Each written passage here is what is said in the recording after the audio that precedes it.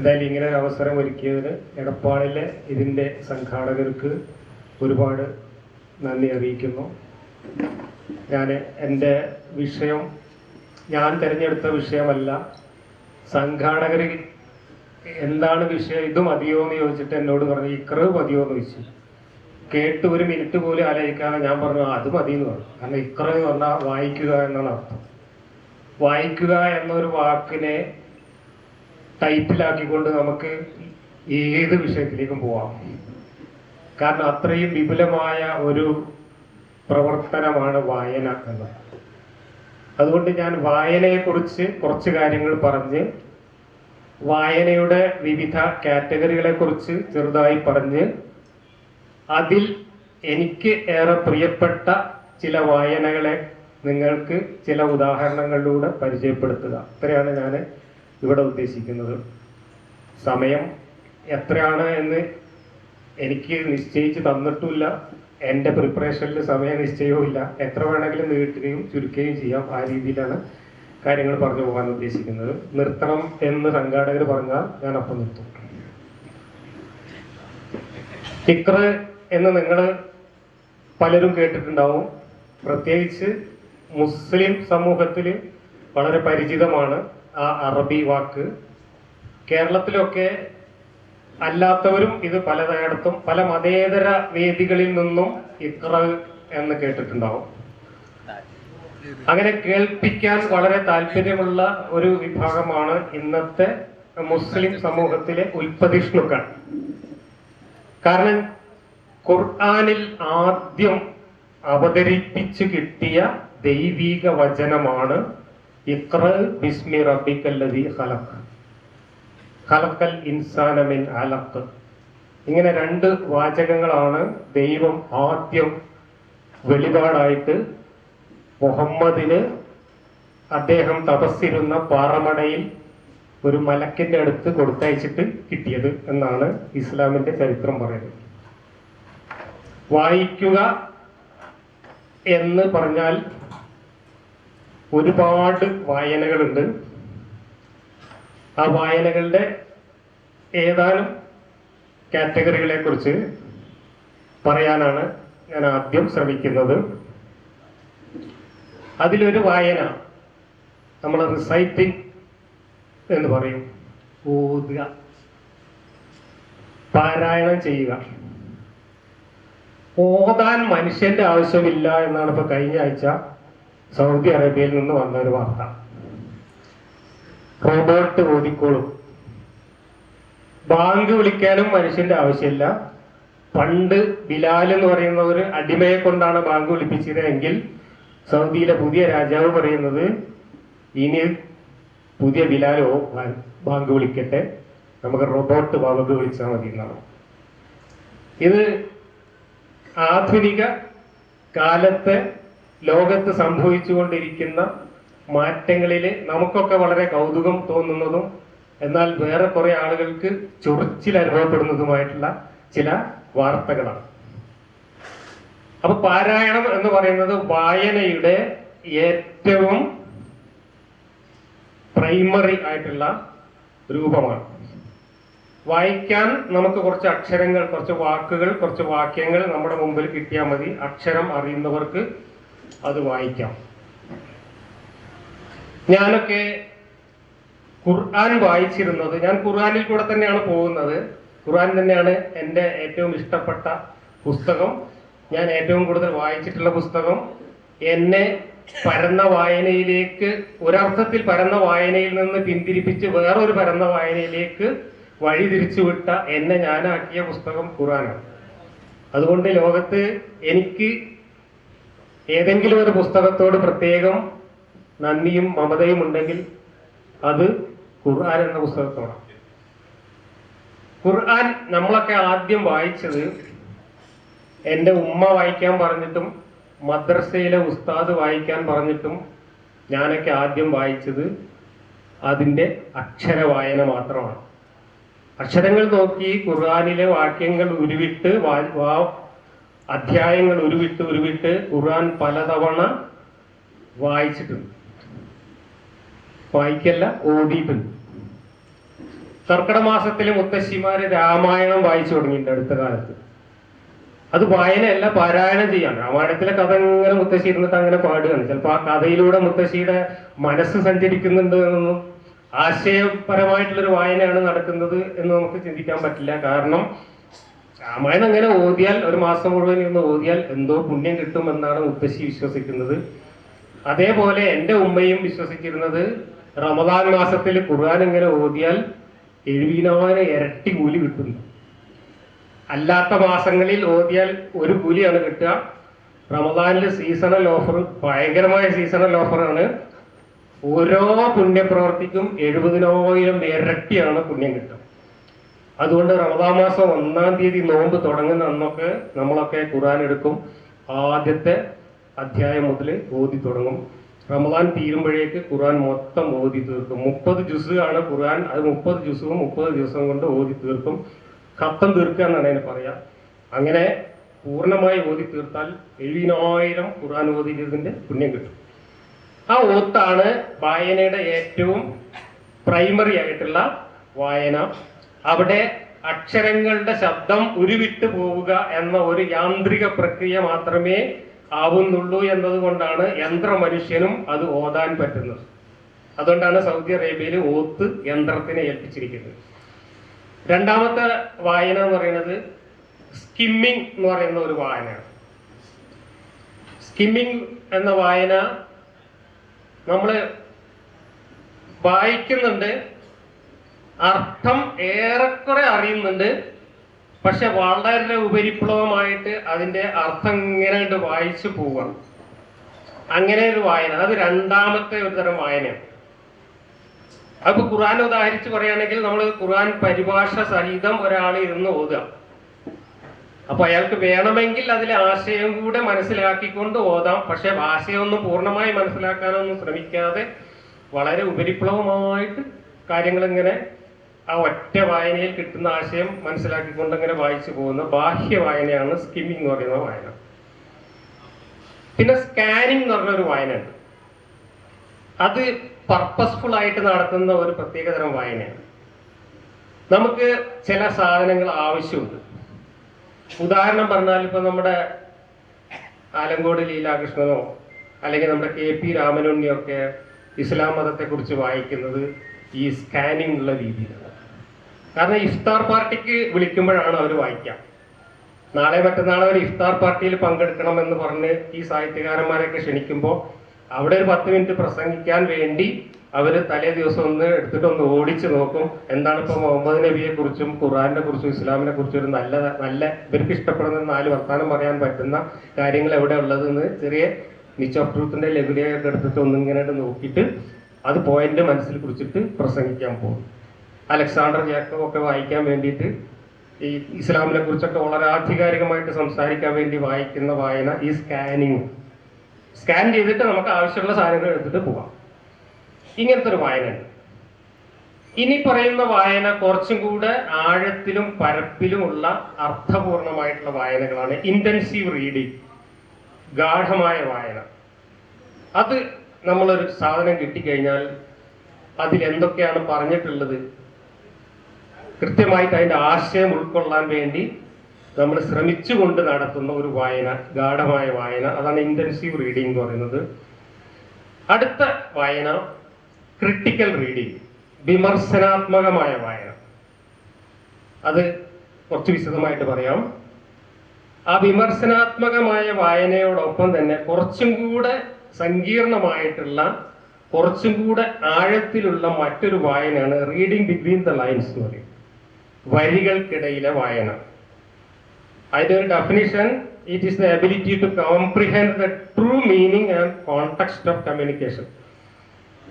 ഒരു കാര്യം നമ്മൾ വായിച്ചു കഴിഞ്ഞാൽ ആ വായിച്ച വാക്യങ്ങളുടെ അർത്ഥവും ആശയവും മാത്രമല്ല അതിൻ്റെ കോൺടെക്സ്റ്റൽ ആയിട്ടുള്ള മീനിങ്ങും അതിൻ്റെ അപ്പുറമുള്ള മീനിങ്ങും അതിൻ്റെ സന്ദർഭവും സാഹചര്യങ്ങളും ഒക്കെ വെച്ചുകൊണ്ട്, ചരിത്രവും എല്ലാം വെച്ചുകൊണ്ട് ആ ആശയത്തെ ഏതാണ്ട് ഒരു പൂർണ്ണ രൂപത്തിൽ തന്നെ മനസ്സിലാക്കുന്ന വായന. അതിനാണ് നമ്മൾ വരികൾക്കിടയിലെ വായന എന്ന് സാധാരണഗതിയിൽ പറയുന്നത്. ഇതില് ഞാൻ ഖുർആനെ തന്നെ ഉദാഹരണമായിട്ട് പറയുകയാണെങ്കിൽ ഞാൻ ഈ പറഞ്ഞ എല്ലാ ഘട്ടങ്ങളിലൂടെയും പോയിട്ടാണ് ഏറ്റവും അവസാനം ഈ ഇൻ ബിറ്റ്വീൻ ലൈൻ വായനയിലേക്ക് എത്തുന്നത്. അങ്ങനെ ഏറ്റവും അവസാനത്തെ രണ്ട് രീതിയിലുള്ള വായന, ഒന്ന് വിമർശനാത്മക വായനയും മറ്റൊന്ന് വരികൾക്കിടയിലെ വായനയും. വിമർശനാത്മക വായന എന്ന് പറഞ്ഞാൽ നിങ്ങൾക്കൊക്കെ എളുപ്പം മനസ്സിലാവാൻ വേണ്ടി ഞാൻ രണ്ടുപേരുടെ വായന ഉദാഹരണമായിട്ട് പറയാം. എം അക്ബർ ബൈബിള് വായിക്കുന്നത് പോലെ വായിക്കുന്നതിനാണ് വിമർശനാത്മക വായന എന്ന് പറയുന്നത്. പിന്നെ സെബാസ്റ്റ്യൻ പുന്നക്കല് ഖുർആൻ വായിക്കുന്നത് പോലെ വായിക്കുന്നതിനാണ് ക്രിട്ടിക്കൽ റീഡിംഗ് എന്ന് പറയുന്നത്. അപ്പൊ നമ്മൾ സ്വതന്ത്ര ചിന്തകര് ഇതേ മെത്തേഡിൽ എല്ലാം വായിക്കുന്നവരാണ്. അതാണ് ക്രിട്ടിക്കൽ വായന എന്ന് പറയുന്നത്. ഒരു സാധനം നമ്മൾ വായിക്കുമ്പോൾ അതിന്റെ ആശയങ്ങൾ മനസ്സിലാക്കുകയും ആ ആശയങ്ങളുടെ വരികൾക്കിടയിലൂടെ സഞ്ചരിക്കുകയും അതിനകത്ത് പോസിറ്റീവായിട്ടും നെഗറ്റീവായിട്ടുമുള്ള എല്ലാ കാര്യങ്ങളെയും കണ്ടെത്തുകയും എന്നിട്ട് അതിനെ വിമർശിക്കാൻ ആവശ്യമായിട്ടുള്ള പോയിന്റ്സ് കണ്ടെത്തുകയും ചെയ്യുന്ന വായനയാണ് ക്രിട്ടിക്കൽ റീഡിംഗ് എന്ന് പറയുന്നത്. ഇപ്പൊ ഞാനൊക്കെ ആദ്യം ഖുർആൻ വായിച്ചത് ഓത്താണ്, കൂലി കിട്ടാനുള്ള ഓത്താണ്. അത് കഴിഞ്ഞ് ബാഹ്യ വായനയാണ്. അത് കഴിഞ്ഞ് ഗാഠവായന നടത്തി, ഖുർആന്റെ തന്നെ ആശയം മനസ്സിലാക്കാനുള്ള വായന നടത്തി. പിന്നീട് നമ്മൾ ക്രിട്ടിക്കൽ റീഡിങ്ങിലേക്ക് പോയി അവസാനം നമ്മൾ വരികൾക്കിടയിലെ വായനയിൽ എത്തി നിൽക്കും. അപ്പൊ ഞാൻ ഇന്ന് ഇവിടെ ഈ വരികൾക്കിടയിലെ വായന എങ്ങനെയാണ് എന്നതിന് എൻ്റെ ഖുർആൻ വായന അനുഭവത്തിൽ നിന്നുള്ള ഒന്ന് രണ്ട് ചെറിയ ഉദാഹരണങ്ങൾ. ആ ഉദാഹരണങ്ങൾ മുമ്പ് പല തവണ നമ്മൾ പറഞ്ഞിട്ടുള്ള കാര്യങ്ങൾ തന്നെയാണ്, പുതിയ കാര്യങ്ങളൊന്നുമല്ല. പക്ഷെ എങ്ങനെയാണ് വരികൾക്കിടയിൽ വായിക്കേണ്ടത് എന്നതിനെ സംബന്ധിച്ച് പറയാം. ഇതിനിടയിൽ വായന എന്ന് പറഞ്ഞാൽ ഗ്രന്ഥവായനയോ അക്ഷരവായനയോ മാത്രമല്ല, കുറച്ചും കൂടെ അപ്പുറത്തുള്ള വായനകളെ കുറിച്ചും നമുക്ക് പറയേണ്ടി വരും. നമുക്ക് ചുറ്റുപാടുകളെ വായിക്കാം, പ്രകൃതിയെ വായിക്കാം, പ്രപഞ്ചത്തെ വായിക്കാം, നമുക്ക് നമ്മളെ തന്നെ വായിക്കാം. ചരിത്ര ശേഷിപ്പുകളെ വായിച്ചിട്ടാണ് ചരിത്രം വിപുലീകരിച്ചുകൊണ്ടിരിക്കുന്നത്. ഇപ്പൊ ഞാൻ ഫോസിലൊക്കെ വായിക്കുന്നത് ഞാൻ മ്യൂസിയത്തിൽ കണ്ടിട്ടുണ്ട്. ചെറിയ സൂചി മുന പോലെയുള്ള സാധനം കൊണ്ട് ചെറിയ സ്പൂണിൽ മണ്ണെടുത്തിട്ട് അതിൽ തോണ്ടി മൈക്രോസ്കോപ്പ് വെച്ച് പരിശോധിക്കുകയാണ്. ലക്ഷക്കണക്കിന് വർഷങ്ങൾക്ക് മുമ്പുള്ള ഫോസിലാണ് പരിശോധിക്കുന്നത്. അന്ന് ജീവിച്ചിരുന്ന ബാക്ടീരിയ, അന്ന് ജീവിച്ചിരുന്ന സൂക്ഷ്മജീവികളുടെയൊക്കെ ഫോസിലുകൾ പരിശോധിക്കുന്ന വായന. അങ്ങനെ ഫോസിലുകൾ പരിശോധിച്ചുകൊണ്ട്, ചരിത്ര ശേഷിപ്പുകളെ പരിശോധിച്ചുകൊണ്ട് ചരിത്രത്തെ വായിക്കുക. ഇന്ന് മനുഷ്യന്റെ നരവംശ ചരിത്രമൊക്കെ വായിക്കുന്നത് മനുഷ്യന്റെ ജനിതകം വായിച്ചുകൊണ്ടാണ്. നമ്മുടെ DNA വായിച്ചുകൊണ്ടാണ് മനുഷ്യന്റെ ഏറ്റവും പുതിയ നരവംശ ശാസ്ത്രത്തിന്റെ പുതിയ അറിവുകളൊക്കെ നമുക്ക് കിട്ടിക്കൊടുക്കുന്നത്. അതൊരു വായനയാണ്. ഇതിനൊക്കെ പുറമെ വേറൊരു വായന കൂടി ഉണ്ട്. ഡോക്ടർ വിശ്വനാഥൻ ഇവിടെ വിശദമായി സംസാരിച്ചു കൊണ്ടിരുന്ന ആ വിഷയവുമായി ബന്ധപ്പെട്ട ഒരു വായനയാണ് സമൂഹത്തെ വായിക്കുകയാണ്. സമൂഹത്തെ വായിച്ചുകൊണ്ട് വേണം നമ്മളെപ്പോലുള്ള ആളുകൾ സമൂഹത്തിൽ ഇറങ്ങി ആശയപ്രചരണം നടത്തുക പോലെയുള്ള പ്രവർത്തനങ്ങൾ നടത്താം. പക്ഷെ നമ്മൾ പലപ്പോഴും സമൂഹത്തെ വായിക്കാതെ സമൂഹത്തിൽ ഇറങ്ങി പ്രവർത്തിക്കുന്നു. എന്താണ് ഈ സമൂഹത്തെ വായിക്കുക എന്നുകൊണ്ട് ഉദ്ദേശിക്കുന്നത്? നമ്മൾ വ്യക്തിപരമായിട്ട് നമ്മൾ കുറെ വസ്തുതകൾ മനസ്സിലാക്കാൻ വേണ്ടി വന്നിരിക്കുന്നവരുണ്ടാവാം. എന്നാൽ കുറെ വസ്തുതകൾ മനസ്സിലാക്കി ആ വസ്തുതകളുടെ അടിസ്ഥാനത്തിൽ നമുക്ക് ചുറ്റുമുള്ള സമൂഹത്തെ മെച്ചപ്പെടുത്തുക എന്ന ഒരു വലിയ പ്രതിബദ്ധത ഏറ്റെടുത്ത, സാമൂഹ്യ പ്രതിബദ്ധതയുള്ള, സാമൂഹ്യ പരിഷ്കരണം ലക്ഷ്യമാക്കിയിട്ട് രംഗത്തിറങ്ങിയിട്ടുള്ള ആളുകളും നമ്മുടെ കൂട്ടത്തിലുണ്ട്. അങ്ങനെയുള്ള ആളുകൾ തീർച്ചയായിട്ടും നിർബന്ധമായിട്ടും തങ്ങൾ ഏതു സമൂഹത്തിലാണോ ഇറങ്ങി പ്രവർത്തിക്കുന്നത് ആ സമൂഹത്തെ വായിച്ചിരിക്കണം.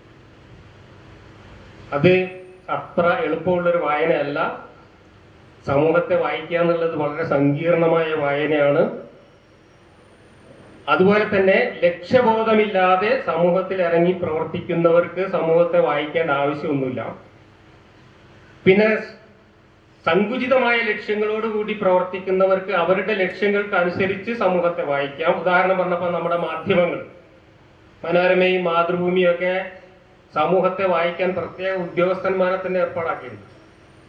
ഓരോ ഏരിയയിലും അവരുടെ സ്റ്റാഫ് ഉണ്ട്. ഫീൽഡ് വർക്കിൽ പോയി വായനക്കാരുടെ അന്നന്നത്തെ ട്രെൻഡ് എങ്ങനെയാണ് മാറുന്നത് എന്നതിനെ കുറിച്ച് വായിച്ച് പഠിച്ചിട്ട് റിപ്പോർട്ട് കൊടുക്കും. അതിന്റെ അടിസ്ഥാനത്തിൽ ഓരോ മാസവും ഓരോ ജില്ലയിലെയും പത്രത്തിന്റെ പേജും ചാനലിൽ വരുന്ന വാർത്തകളും എങ്ങനെയുള്ളതായിരിക്കണം എന്ന് അവിടെ തീരുമാനിക്കും. കാരണം അവരുടെ ലക്ഷ്യം സമൂഹത്തിൽ ഏറ്റവും നന്നായി വിറ്റുപോകുന്ന വിഭവങ്ങൾ ഉണ്ടാക്കി ആളുകളുടെ മുമ്പിലേക്ക് വിളമ്പിക്കൊടുക്കുക എന്നാണ്. സ്വീകാര്യമായ വിഭവങ്ങൾ വിളമ്പിയാലാണ് നമുക്ക് കൂടുതൽ ലാഭമുണ്ടാകും. അപ്പൊ ഏതാണ് സ്വീകാര്യം എന്ന് അറിയണമെങ്കിൽ പ്രേക്ഷകരെയും വായനക്കാരെയുമായിട്ടുള്ള സമൂഹത്തെ അപ്പോൾ പഠിക്കേണ്ടതുണ്ട്. ഇങ്ങനെ വായിച്ചിട്ട് സമൂഹത്തെ പഠിച്ചിട്ട് സമൂഹത്തിന് ആവശ്യമുള്ള വിഭവങ്ങൾ വിളമ്പുക എന്നതാണ് ലാഭം ആഗ്രഹിക്കുന്ന മാധ്യമങ്ങളുടെയും ലാഭം ആഗ്രഹിച്ചുകൊണ്ട് രംഗത്ത് വന്നിട്ടുള്ള പല സാംസ്കാരിക പ്രവർത്തകരുടെയും സ്വതന്ത്ര ചിന്തകർ ഉൾപ്പെടെയുള്ള ആളുകളുടെയും ഒക്കെ ലക്ഷ്യം. അങ്ങനെയുള്ള ആളുകൾ അവർക്ക് ആവശ്യമായ സാമൂഹ്യ വായന മാത്രമേ നടത്തുന്നു. ചിലർ സമൂഹത്തെ ഒന്നും വായിക്കാതെ മാർക്കറ്റിൽ ചെലവാകുന്നത് എന്താണോ അത് സമൂഹത്തിലേക്ക് വിളമ്പിക്കൊണ്ടിരിക്കുന്നു. അവിടെയാണ് നേരത്തെ ഡോക്ടർ പറഞ്ഞ നങ്ങേലിയുടെ മുല മുറിച്ചിട്ടില്ല, സഹോദരനയ്യപ്പനൊന്നും അത്ര നല്ലൊരു യുക്തിവാദി ഒന്നല്ല, ആളത്ര ശരിയല്ല, ഗാന്ധിജി നിങ്ങൾ വിചാരിക്കും പോലെ അത്ര മെച്ചപ്പെട്ട ആളൊന്നുമല്ല, നാഥുറാം ഗോഡ്സെ നിങ്ങൾ വിചാരിക്കും പോലെ അത്ര മോശപ്പെട്ട ആളുമല്ല തുടങ്ങിയിട്ടുള്ള നറേഷനൊക്കെ വരുന്നത് ഈ സമൂഹത്തെ ശരിയായി വായിക്കാത്തത് കൊണ്ടും സമൂഹത്തിൽ ഇറങ്ങി പ്രവർത്തിക്കുന്ന ഈ കൂട്ടർക്ക് യാതൊരു സാമൂഹ്യമായ ലക്ഷ്യങ്ങളും ഇല്ലാത്തത് കൊണ്ടും ഒക്കെ സംഭവിക്കുന്ന ദുരന്തങ്ങളാണ്. ഇപ്പൊ നങ്ങേലിയുടെ മുലയെ കുറിച്ച് പറഞ്ഞ് നങ്ങേലി മുല മുറിച്ചോ ഇല്ലേ എന്നുള്ളതിനൊന്നും ഈ കഥാകഥനത്തിന്റെ യഥാർത്ഥ ലക്ഷ്യത്തിന് മുമ്പിൽ പ്രസക്തിയില്ല. ഇപ്പൊ നമ്മള് ഒരു സമൂഹത്തെ ചരിത്രം പഠിപ്പിക്കാൻ, ചില ആശയങ്ങൾ പഠിപ്പിക്കാൻ ഒരുപാട് കഥകളും ഐതിഹ്യങ്ങളും ചരിത്ര വസ്തുതകളും അർദ്ധസത്യങ്ങളും ഒക്കെ ഉപയോഗപ്പെടുത്താറുണ്ട്.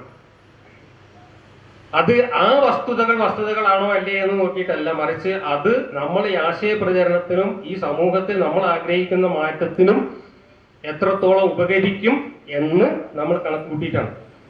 ഇപ്പൊ എൻ്റെ പഴയ തെരുവിലൊക്കെ നടത്തിയിട്ടുള്ള യുക്തിവാദ പ്രസംഗങ്ങൾ ചിലത് നിങ്ങൾ കേട്ടിട്ടുണ്ടാവും. നഴ്സറി ക്ലാസ്സിലെ കുട്ടികൾക്ക് പറഞ്ഞു കൊടുക്കുന്ന മുയലിന്റെയും കാക്കയുടെയും കഥ പറഞ്ഞിട്ടാണ് എന്താണ് യുക്തിവാദം, സ്വതന്ത്ര ചിന്ത എന്ന് ഞാൻ നാട്ടുംപുറങ്ങളിലെ ഗ്രാമീണരായ ആൾക്കാർക്ക് പറഞ്ഞു കൊടുത്തിരുന്നു. അവിടെ ഇപ്പോ മുയലങ്ങനെ ചക്ക വീണപ്പോ ആകാശം പൊളിഞ്ഞു എന്ന് പറഞ്ഞിട്ട് ഓടിയിട്ടൊന്നും ഉണ്ടാവില്ല, അതൊന്നും ശരിയല്ല, ആ വസ്തുതകൾക്ക് വിരുദ്ധമാണ് എന്നൊരു നറേഷന് യാതൊരു പ്രസക്തിയില്ല. നമുക്കൊക്കെ അറിയാം മുയൽ ഓടിയിട്ടില്ല, ആകാശം പൊളിഞ്ഞിട്ടില്ല, കാക്ക നോക്കിയിട്ടില്ല. പക്ഷെ നമ്മൾ ആ കഥ പറയുന്നത് ആ കഥയിലെ മുയലിനെയും കാക്കയെയും പരിചയപ്പെടുത്താനല്ല, മറിച്ച് അതിൻ്റെ വഴികൾക്കിടയിലൂടെ നമ്മൾ നമ്മുടെ ആശയം അല്പം രസകരമായിട്ട് ആളുകൾക്ക് പറഞ്ഞു കൊടുക്കാൻ വേണ്ടിയിട്ടാണ്. അതേപോലെ തന്നെ നങ്ങേലിയുടെ മുല മുറിച്ച് ചിലപ്പോ ഞാൻ എന്റെ മുല മുറിക്കെന്ന് പറഞ്ഞ കത്തി എടുത്തിട്ടേ ഉണ്ടാവുള്ളൂ, അത് മതി. അതിനെ എക്സാജറേറ്റ് ചെയ്തിട്ട് മുല മുറിച്ച് വേയിൽ വെച്ച് കൊടുത്തു എന്നൊക്കെ ആക്കിയതായിരിക്കാം. അതെന്തോ ആയിക്കോട്ടെ, അതിന് പ്രസക്തിയില്ല. മറിച്ച് ഒരു കാലഘട്ടത്തിൽ ഇവിടുത്തെ സമൂഹം എന്തായിരുന്നു, ഈ സമൂഹം എങ്ങനെയാണ് ശ്രേണീകരിക്കപ്പെട്ടിരുന്നത്, ഇവിടെ നിലനിന്നിരുന്ന ഉച്ചനീചത്വം എത്രമാത്രം ഭീകരവും മനുഷ്യത്വ വിരുദ്ധവുമായിരുന്നു എന്ന ആ ചരിത്രം നമ്മൾ നമ്മുടെ സമൂഹത്തിന് പുതിയ തലമുറയ്ക്ക് പകർന്നു നൽകിയെങ്കിൽ മാത്രമേ നമ്മൾ ഇപ്പൊ എവിടെ നിൽക്കുന്നു എന്ന് കൃത്യമായിട്ട് തിരിച്ചറിയാനും ഈ സമൂഹം എവിടെ നിന്ന് വന്നു, ഇപ്പോൾ ഏത് സ്റ്റെപ്പിൽ നിൽക്കുന്നു, ഇനി ഏത് സ്റ്റെപ്പിലേക്കാണ് അവരെ മുന്നോട്ട് നയിക്കേണ്ടത് ഈ സ്റ്റെപ്പിൽ നിന്ന് അവർ വഴിതെറ്റി എങ്ങോട്ടൊക്കെ പോകാൻ സാധ്യതയുണ്ട്, അവിടെ നിന്ന് അവരെ നേരായ വഴിയിലേക്ക് കയറ്റി വിടേണ്ടത് എങ്ങനെ തുടങ്ങിയിട്ടുള്ള സോഷ്യൽ എഞ്ചിനീയറിങ് നമ്മൾ കൃത്യമായി പഠിക്കണമെങ്കിൽ ഈ ചരിത്രം നമ്മൾ പഠിക്കേണ്ടതുണ്ട്. അതിനുവേണ്ടിയാണ് നമ്മൾ ഇത്തരം കഥകളും ഐതിഹ്യങ്ങളും ഒക്കെ ഉപയോഗപ്പെടുത്തുന്നത്. അവിടെ വസ്തുതയാണോ അല്ലേ എന്നതിന് വലിയ പ്രസക്തിയൊന്നുമില്ല. അപ്പൊ സാമൂഹ്യ വായന അല്ലെങ്കിൽ സമൂഹത്തെ വായിക്കുക എന്നതുകൊണ്ട് ഇതൊക്കെയാണ് അർത്ഥമാക്കിയത്. ഞാൻ അങ്ങോട്ട് കൂടുതൽ പോകുന്നില്ല, സമയം നമുക്ക് പരിമിതമായതുകൊണ്ട് ഞാൻ ഇനി എൻ്റെ വിഷയത്തിലേക്ക് വരാം. എന്താണ് വരികൾക്കിടയിലെ വായന എന്ന് ഞാൻ ഖുർആൻ വായനയിലെ ഒരനുഭവം വെച്ചുകൊണ്ട് വിശദീകരിക്കാം. അല്പം ക്ഷമിക്കുക, അല്പം വെള്ളം കുടിക്കണം, കാരണം ഞാൻ വെള്ളം കുടിയുടെ ആളാണ്. ഞാൻ ഖുർആനിലെ വരികൾക്കിടയിലെ വായന പറയുമ്പോൾ എൻ്റെ ഒരു വായന അനുഭവം മുമ്പ് പറഞ്ഞിട്ടുണ്ട്. ഞാൻ ആദ്യത്തെ ആശയം അറിഞ്ഞുകൊണ്ടുള്ള ഖുർആൻ വായന, ഓത്തിന്റെ ഒരു കാലഘട്ടം കഴിഞ്ഞിട്ട് വായനയുടെ ഒരു കാലഘട്ടത്തിലേക്ക് വരുന്ന ആദ്യത്തെ അനുഭവം ഞാൻ പലപ്പോഴും പറഞ്ഞിട്ടുണ്ട്. എൻ്റെ ബന്ധുക്കളായ സലഫി ഇസ്ലാമിസ്റ്റുകൾ, നമ്മളെ മുജാഹിദുകൾ, ഈ എന്നെ സുന്നിയിൽ നിന്ന് മുജാഹിദിലേക്കും യഥാർത്ഥ ഇസ്ലാമിലേക്കും മാറ്റാൻ വേണ്ടിയിട്ട് എനിക്ക് ഉപദേശം നൽകിയതാണ്, സജസ്റ്റ് ചെയ്തതാണ് ഖുർആൻ പരിഭാഷ വായിക്കുക. ഖുർആനിൽ എന്താണ്, ഇങ്ങനെ ഓതിയിട്ടൊന്നും കാര്യമില്ല, വായിച്ച ആശയം മനസ്സിലാക്കണം എന്നുള്ള ഒരു സജഷൻ. അത് പ്രാവർത്തികമാക്കുന്നതിന്റെ ഭാഗമായിട്ട് ഞാൻ ആദ്യമായിട്ട് ഖുർആന്റെ പരിഭാഷ വായിക്കുമ്പോഴാണ് യഥാർത്ഥ ഇസ്ലാമിനെ മനസ്സിലാക്കി ശരിയായ ഈമാൻ ഉണ്ടാക്കാൻ വേണ്ടിയിട്ടാണ് എന്നെ വായിപ്പിച്ചത്. പക്ഷെ ഇത് വായിച്ച് പകുതിയായപ്പോഴേക്ക് എൻ്റെ ഈമാൻ അങ്ങോട്ട് പോയി. അതിൽ ചില അധ്യായങ്ങളിലൂടെ ഞാൻ കടന്നുപോയപ്പോൾ എൻ്റെ ഈമാൻ പോവുക മാത്രമല്ല, അമ്പിൽ നിന്ന് വില്ല് തെറിച്ചു പോകുന്നത് പോലെ, ഇത് പ്രവാചകന്റെ ഒരു ഉപമയാണ് കേട്ടോ, അമ്പിൽ നിന്ന് വില്ല് തെറിച്ചു പോകുന്നത് പോലെ എൻ്റെ ഹൃദയത്തിൽ നിന്ന് ഈമാൻ ബഹിരാകാശത്തേക്ക് തെറിച്ചു പോയത് ഖുർആനിലെ ചില അധ്യായങ്ങൾ വായിച്ചപ്പോഴാണ്. അതിലേറ്റവും പ്രധാനപ്പെട്ട ഒരു അധ്യായമാണ് ഖുർആനിലെ 33-ാം അധ്യായം അൽ അഹ്സാബ്. ഈ അൽ അഹ്സാബ് എന്ന അധ്യായത്തിന്റെ സമ്പൂർണമായ ഒരു വിശകലനം ഞാനൊരു 15 വർഷം മുമ്പ് എൻ്റെ ബ്ലോഗിൽ, ഈ ബ്ലോഗിൽ കാണുന്നുണ്ട് സ്ക്രീനിൽ, ഖുർആൻ വിമർശനം എന്ന് പറയുന്ന എൻ്റെ ബ്ലോഗിൽ ഞാൻ പബ്ലിഷ് ചെയ്തിട്ടുണ്ട്. അതിൻ്റെ എല്ലാ തഫ്സീറുകളും ഉൾപ്പെടുത്തിക്കൊണ്ട് അതിലെ 73 വാക്യങ്ങളെയും വിശകലനം ചെയ്യുന്ന ഒരു പോസ്റ്റ് ഞാൻ അതിലിട്ടിട്ടുണ്ട്. ഇപ്പോൾ ഞാൻ അതിനകത്തുനിന്ന് 2-3 വാക്യങ്ങൾ മാത്രം എടുത്തിട്ട് വരികൾക്കിടയിലൂടെ വായിച്ചിട്ട് ഞാൻ അടുത്ത കാലത്ത് മനസ്സിലാക്കിയ ഒരു കാര്യം നിങ്ങളുടെ മുമ്പിൽ പറയാൻ വേണ്ടിയിട്ടാണ്. ഇതുവരെ ഞാൻ മനസ്സിലാക്കിയതിനും അപ്പുറത്തേക്ക് ചില കാര്യങ്ങൾ ഇപ്പൊ അടുത്ത കാലത്ത് മനസ്സിലായി. വരികൾക്കിടയിൽ വായിച്ചപ്പോഴാണ് മനസ്സിലായത്. ആ മനസ്സിലായത് എൻ്റെ നിഗമനം മാത്രമാണ്, ആരും അതിന്റെ പ്രൂഫ് ഒന്നും ചോദിച്ചു വരരുത്. എങ്ങനെയാണ് ഞാൻ അത് മനസ്സിലാക്കിയത് എന്നാണ് ഞാൻ പറയാൻ പോകുന്നത്. നിങ്ങൾക്ക് അൽ അഹ്സാബ് എന്ന അധ്യായത്തിലെ കോമഡികൾ മുഴുവൻ ആസ്വദിക്കണമെങ്കിൽ അതിന്റെ പൂർണ്ണ വിശകലനം എൻ്റെ ബ്ലോഗിൽ നോക്കിയാൽ മതി. എൻ്റെ ഖുർആൻ വിമർശനം എന്ന ബ്ലോഗിന്റെ സൈഡിൽ അഹ്സാബ് എന്ന അധ്യായം എന്ന് പറഞ്ഞിട്ട് ഒരു ലിങ്ക് കൊടുത്തിട്ടുണ്ട്. അത് ക്ലിക്ക് ചെയ്താൽ നിങ്ങൾക്ക് ആ പോസ്റ്റ് കിട്ടും. അഹ്സാബിനെ കുറിച്ച് കുറച്ച് കാര്യങ്ങൾ അഡ്വാൻസ് ആയിട്ട് പറയണം. ഈ അൽ അഹ്സാബ് ഒരുപാട് തരികിട നടന്ന ഒരു അധ്യായമാണ്. അൽ അഹ്സാബിലെ 286 ആയത്തുകളുള്ള അൽ ബഖറ എന്ന 2-ാം സൂറത്തിന്റെ അത്രയും വലിപ്പമുള്ള ഒരു സൂറത്തായിരുന്നു അൽ അഹ്സാബ് സൂറത്ത് എന്ന് പറയുന്ന നിരവധി രേഖകൾ ഹദീസുകളിലും അതുപോലെ ഉലൂമുൽ ഖുർആന്റെ ഇത്ഖാൻ പോലുള്ള ഗ്രന്ഥങ്ങളിലും ഒക്കെ പറയുന്നുണ്ട്. ഇപ്പൊ അതിനകത്ത് 73 ആയത്തുകളേ ഉള്ളൂ. 73 ആയത്തുകളുള്ള അൽ അഹ്സാബ് എന്ന ഖുർആനിലെ സൂറത്തിൽ അൽ ബഖറയിൽ ഉണ്ടായിരുന്ന അത്ര 200-ൽ പരം ആയത്തുകൾ ഉണ്ടായിരുന്നു എന്ന് പറയുന്ന ഹദീസുകളുണ്ട്. ആ അധ്യായത്തിൽ നിന്നാണ് കുറെ ആയത്തുകള് ആട് തിന്നുപോയത്. ആട് തിന്നുപോയ ആയത്തിനെ കുറിച്ചൊക്കെ നിങ്ങൾ കേട്ടിട്ടുണ്ടാവും. വ്യഭിചാരം ചെയ്ത വയസ്സനെയും വയസ്സത്തെയും എറിഞ്ഞു കൊല്ലണം എന്ന് പറയുന്ന, വിവാഹിതർ എന്നാണ് പറയുന്നത്, വിവാഹിതര് വ്യഭിചരിച്ചാൽ അവരെ കല്ലെറിഞ്ഞു കൊല്ലണം എന്ന് പറയുന്ന ആയത്തും, ഒരു അന്യപുരുഷൻ ഒരു സ്ത്രീയുടെ മുല കുടിച്ചാൽ 5 പ്രാവശ്യം മുല കുടിച്ചാൽ ആ സ്ത്രീയുടെ മകനായി മാറും എന്ന് പറയുന്ന ആയത്തും, 10 പ്രാവശ്യം കുടിച്ചാലാണ് മകനായി മാറുക എന്ന് പറയുന്ന ആദ്യം ഇറങ്ങിയ ആയത്തും, അത് പിന്നെ ഒന്നും കൂടെ വെട്ടിത്തിരുത്തിയിട്ട് 5 മതി എന്നാക്കി തിരുത്തിയ രണ്ടാമത്തെ ആയത്തും ഈ കല്ലെറിഞ്ഞു കൊല്ലുന്ന ആയത്തും ഒക്കെ കൂടെ ഒരു ഓലയമ്മൽ എഴുതി വെച്ചിരിക്കുകയായിരുന്നു. നബി മരിച്ച അന്ന് ആ തിരക്കിനിടയിൽ ആയിഷന്റെ കിടക്കേണ്ട ചോട്ടെന്ന് ആട് വന്നിട്ട് കുറെ ഓല തിന്നുപോയ കൂട്ടത്തിൽ ഈ ആയത്തൊക്കെ തിന്നുപോയി എന്ന് പറയുന്ന ഹദീസ് ഉണ്ട്. അങ്ങനെയാണ് എറിഞ്ഞു കൊല്ലുന്ന ആയത്ത് ഖുർആനിൽ നിന്നും നഷ്ടപ്പെട്ടു പോയത് എന്നാണ് പറയുന്നത്. മുലകുടി ബന്ധത്തിന്റെ ആയത്തും പോയത് അങ്ങനെയാണെന്ന് പറയുന്നുണ്ട്. മാത്രല്ല 73 ആയത്തുകൾ മാത്രം അവശേഷിക്കുന്ന അൽ അഹ്സാബില് 200 ചില്ലാന ആയത്തുകൾ ഉണ്ടായിരുന്നു എന്ന് പറയുന്ന ഹദീസുകളുണ്ട്. അപ്പൊ ഞാൻ വരികൾക്കിടയിൽ നിന്ന് വായിച്ചപ്പോൾ എനിക്ക് മനസ്സിലായത് ആട് തിന്നതാവാൻ സാധ്യതയില്ല, ആയിഷ തീറ്റിച്ചതാവാനാണ് സാധ്യത. എന്തുകൊണ്ടാണ് സാധ്യത എന്ന് പറഞ്ഞാൽ അത് ഈ അൽ അഹ്സാബിൽ പറയുന്ന കാര്യങ്ങളൊക്കെ കൂടെ ഒന്ന് എടുത്ത് പരിശോധിച്ചാൽ മതി. ഈ പറഞ്ഞ കൂട്ടത്തിൽ പെട്ടിട്ടുള്ള ഇതിനേക്കാളും ഭീകരമായ ആയത്തുകൾ കുറെ ആയിഷ ഒന്നുകിൽ അടുപ്പിലിട്ടിട്ടുണ്ടാവും, അല്ലെങ്കിൽ ആടിന് തീറ്റ കൊടുത്തിട്ടുണ്ടാവും. കാരണം അതൊക്കെ കൂടെ നിലനിന്നാല് ബുദ്ധിമുട്ടാണെന്ന് ആയിഷക്ക് നന്നായിട്ട് അറിയാമായിരുന്നു. 1-ാം ഖലീഫയായിട്ട് അലി വരികയാണെങ്കിൽ താൻ എറിഞ്ഞു കൊല്ലപ്പെടും എന്ന് ആയിഷ ഭയപ്പെട്ടിരുന്നു എന്നതിനും വരികൾക്കിടയിൽ തെളിവുണ്ട്. കാരണം ആയിഷയുടെ പേരിൽ വ്യഭിചാര കുറ്റം ആരോപിക്കുന്നവരുടെ ഒപ്പമായിരുന്നു അലി. അതുകൊണ്ട് ആ കുറ്റം വീണ്ടും കുത്തിപ്പൊക്കിയിട്ട് തന്നെ എറിഞ്ഞു കൊല്ലാൻ സാധ്യതയുണ്ട് എന്ന് മനസ്സിലാക്കിയത് കൊണ്ട് ആയിഷ മെല്ലെ ആടിന് കൊടുത്തതാവാനോ അടുപ്പിലിട്ടതോ ആവാൻ സാധ്യതയുണ്ട്.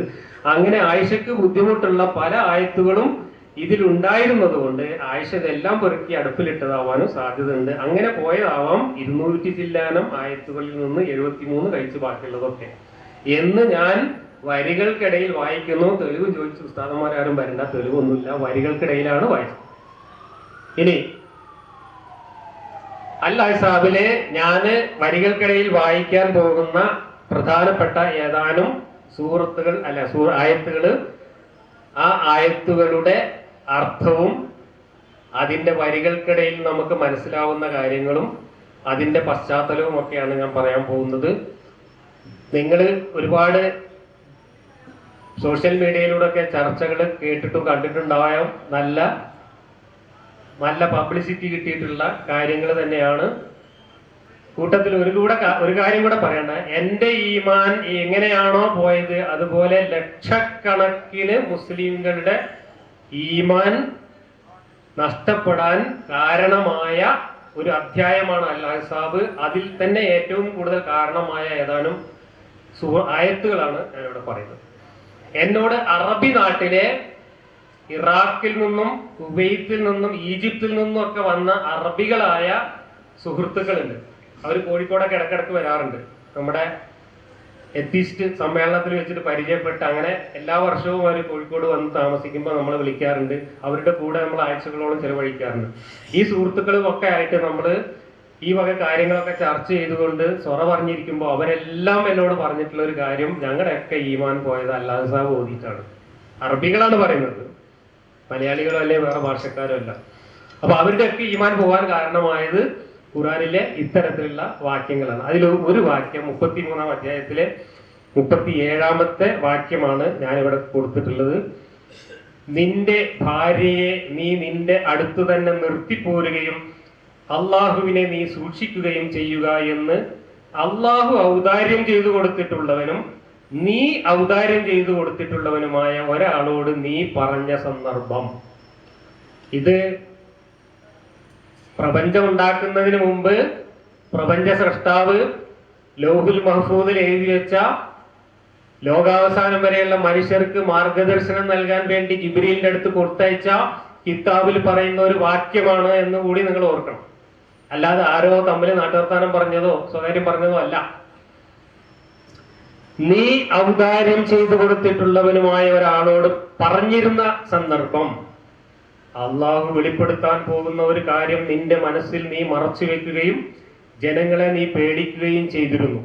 എന്നാൽ നീ പേടിക്കുവാൻ ഏറ്റവും അർഹതയുള്ളവൻ അള്ളാഹു ആകുന്നു. അങ്ങനെ സെയ്ദ് അവളിൽ നിന്ന് ആവശ്യം നിറവേറ്റിക്കഴിഞ്ഞപ്പോൾ അവളെ നാം നിനക്ക് ഭാര്യയാക്കി തന്നു.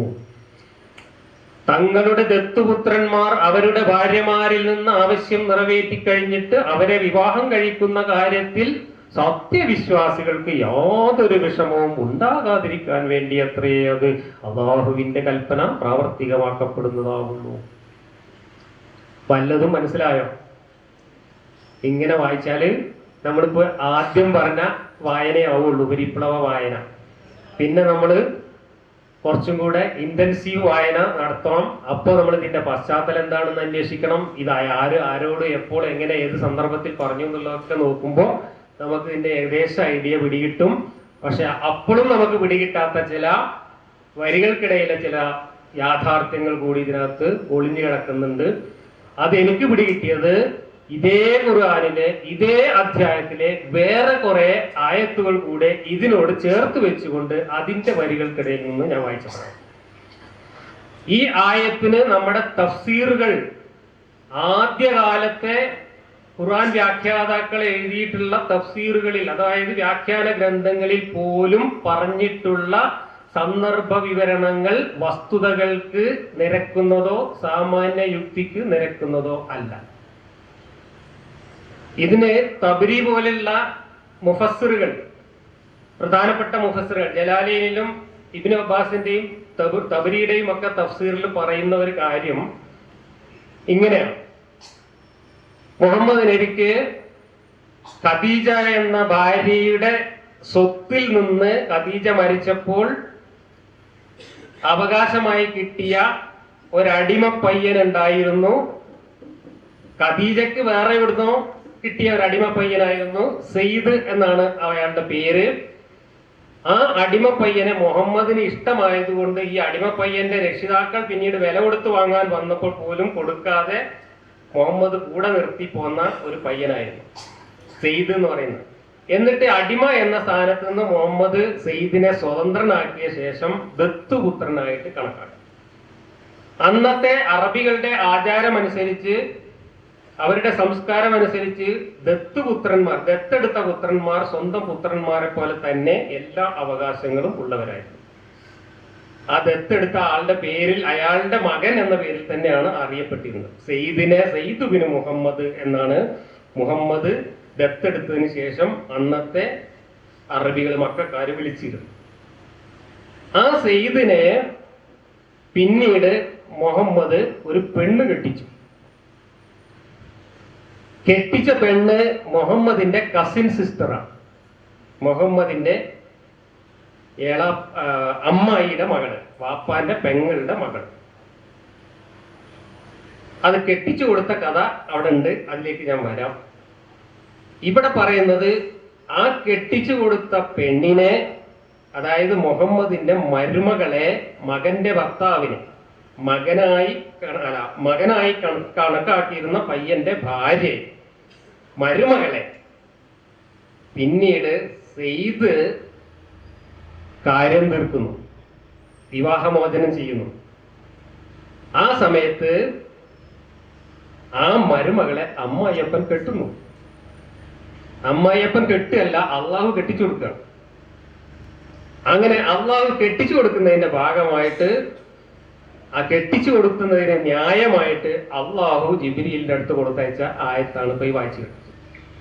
അമ്മായിയപ്പൻ മരുമകളെ മകനെ കൊണ്ട് കാര്യം തീർപ്പിച്ചിട്ട് ഭാര്യയാക്കുന്ന ഒരു സംഭവത്തെ നാട്ടുകാരെ വിമർശിച്ചപ്പോൾ, നാട്ടുകാരെ കളിയാക്കിയപ്പോൾ, നാട്ടുകാരുടെ വായടപ്പിക്കാൻ വേണ്ടി അള്ളാഹു കൊടുത്തയച്ച ആയത്താണ് നമ്മൾ ഈ വായിച്ചത്. എന്തിനാണ് ഇങ്ങനെ ഒരു ആയത്തിറക്കിയത്? ആയത്തിറക്കിയത് അമ്മായിയപ്പനും മരുമകളെ കെട്ടാൻ വേണ്ടിയിട്ടാണ്. ഏത് അമ്മായിയപ്പന്? മുഹമ്മദ് എന്ന് പറയുന്ന അമ്മായിയപ്പൻ.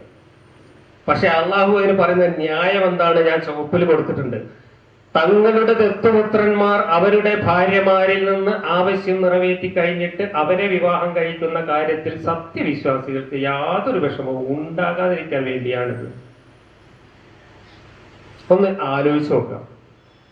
ലോകത്ത് എത്ര അമ്മായിയപ്പന്മാർക്ക് ഇങ്ങനെ ഒരു കേസ് വന്നിട്ടുണ്ടാവും?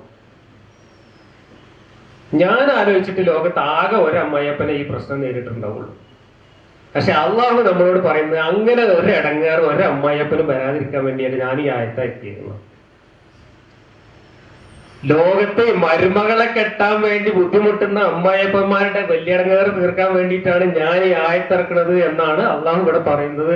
അതും സാധാരണ മരുമകളുടെ അല്ല, ദത്തെടുത്ത മകന്റെ മകളെ കെട്ടാൻ വേണ്ടിയിട്ട്. എത്ര പേർക്ക് ലോകത്ത് ലോകാവസാനം വരെയുള്ള മനുഷ്യരെ മുഴുവൻ എടുത്തു നോക്കിയാൽ ഈ വലിയടങ്ങേറ് ഉണ്ടായിട്ടുണ്ടാവും? ഒരാൾക്ക് മാത്രമേ ഉണ്ടായിട്ടുണ്ടാവും.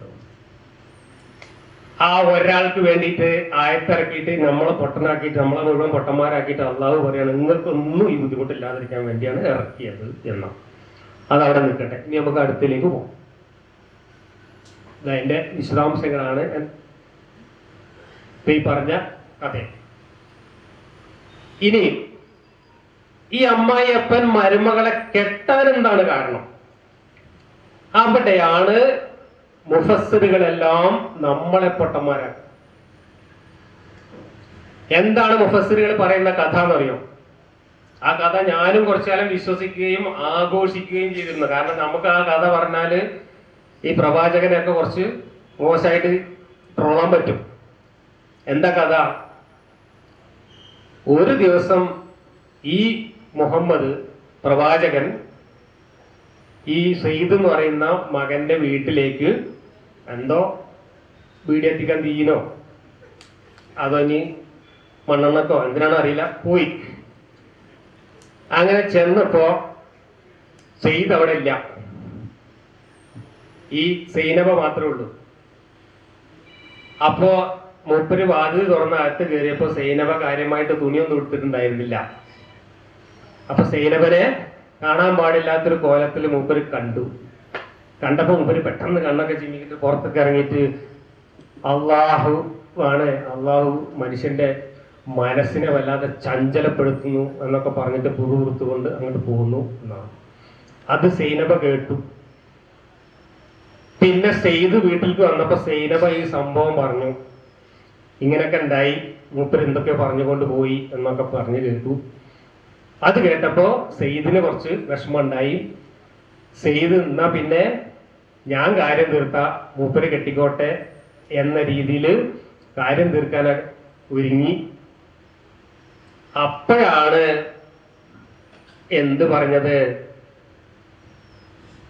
നിന്റെ ഭാര്യയെ നീ നിന്റെ അടുത്ത് തന്നെ നിർത്തിപ്പോരുകയും അള്ളാഹുവിനെ നീ സൂക്ഷിക്കുകയും ചെയ്യുക എന്ന് അള്ളാഹു ഔദാര്യം ചെയ്തു കൊടുത്തിട്ടുള്ളവനും നീ ഔദാര്യം ചെയ്തു കൊടുത്തിട്ടുള്ളവനുമായ ഒരാളോട് നീ പറഞ്ഞ സന്ദർഭം.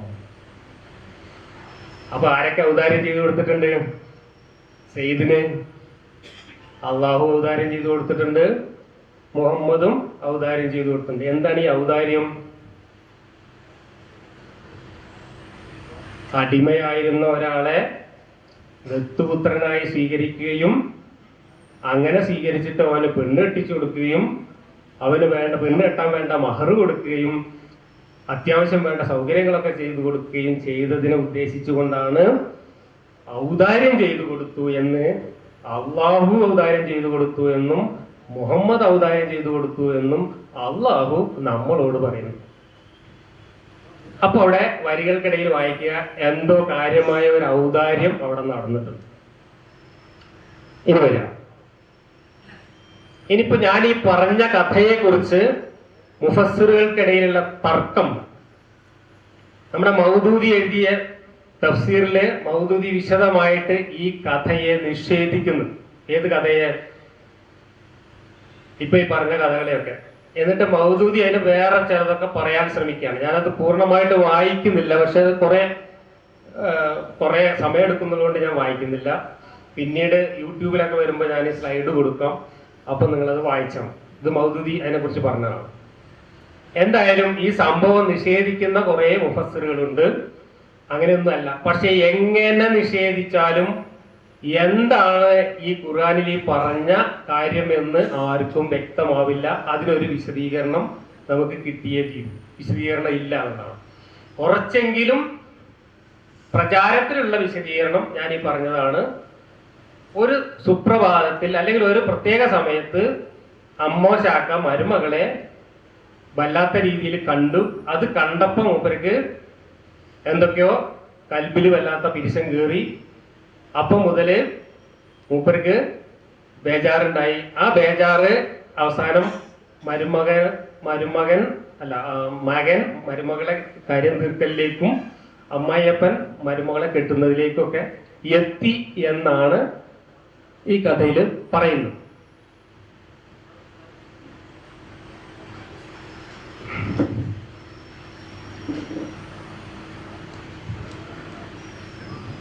മൗദൂദി എഴുതിയ ഒരു വാക്യം ഞാൻ വായിക്കാം. ഹിജ്റയ്ക്ക് ശേഷം 4-ാം ആണ്ടിൽ നബി തന്റെ പിതൃ സഹോദരി പുത്രിയായ സൈനബിനെ അദ്ദേഹത്തിന് വിവാഹം ചെയ്തു കൊടുത്തു. സെയ്ദിനു വേണ്ടി തിരുമേനി തന്നെ വിവാഹമൂല്യം നൽകി. വീട്ടാവശ്യങ്ങൾക്കായി കുറെ സാധനങ്ങളും നൽകി. ഈ സംഗതികൾ പരിഗണിച്ചുകൊണ്ടാണ് അള്ളാഹുവും നീയും ഔദാര്യം ചെയ്ത വ്യക്തി എന്ന് അള്ളാഹു അരുളിയിട്ടുള്ളത്. ഇപ്പൊ ഞാൻ പറഞ്ഞ തന്നെയാണ് മൗദൂദിയും പറയുന്നത്. ഔദാര്യം എന്നുള്ളതുകൊണ്ട് അതാണ് ഉദ്ദേശിച്ചത് എന്ന് പറയുന്നുണ്ട്. ഇനി എന്താണ് യഥാർത്ഥ സംഭവം? ഇനി ഞാൻ അടുത്ത ഇതേ അധ്യായത്തിൽ നിന്നുള്ള വേറെ ഒരു വാക്യം വായിക്കാം. അള്ളാഹുവും അവന്റെ റസൂലും ഒരു കാര്യത്തിൽ തീരുമാനമെടുത്തു കഴിഞ്ഞാൽ സത്യവിശ്വാസിയായ ഒരു പുരുഷനാകട്ടെ സ്ത്രീക്കാകട്ടെ തങ്ങളുടെ കാര്യത്തെ സംബന്ധിച്ച് സ്വതന്ത്രമായ അഭിപ്രായം ഉണ്ടായിരിക്കാവുന്നതല്ല. വല്ലവനും അള്ളാഹുവെയും അവന്റെ ദൂതനെയും ധിക്കരിക്കുന്ന പക്ഷം അവൻ വ്യക്തമായ നിലയിൽ വഴിപിഴച്ചു പോയിരിക്കുന്നു. ഇത് ലോകാവസാനം വരെയുള്ള മുഴുവൻ മനുഷ്യന്മാർക്ക് ഇറക്കിയിട്ടുള്ള ഒരു പൊതു നിർദ്ദേശം എന്നാണ് ഇത് വായിച്ചാൽ നമുക്ക് തോന്നുക. പക്ഷെ ഈ ആയത്ത് എന്തിനു വേണ്ടി ഇറങ്ങി എന്നുള്ളത് തഫ്സീറുകളിൽ പറയുന്നത് നോക്കിയാലാണ് നമ്മൾ ആദ്യം പറഞ്ഞ കഥയുടെ യഥാർത്ഥ പൊരുൾ ഇവിടെ കാണാൻ പറ്റും. എന്താണ്? അള്ളാഹും അള്ളാഹുവിന്റെ റസൂലും ഒരു കാര്യത്തിൽ ഒരു തീരുമാനം എടുത്തു കഴിഞ്ഞാൽ പിന്നെ സത്യവിശ്വാസിയായ ഒരാൾക്ക് പുരുഷനാവട്ടെ സ്ത്രീ ആവട്ടെ തങ്ങളുടെ കാര്യത്തെ സംബന്ധിച്ച് സ്വതന്ത്രമായ ഒരു അഭിപ്രായം പറയാൻ പാടില്ല. എപ്പോഴാ ഇത് പറഞ്ഞതെന്നറിയോ? തഫ്സീറുകൾ പറയുന്നുണ്ട്, ഞാൻ വായിക്കുന്നില്ല, എന്നെ ചുരുക്കി പറയാം.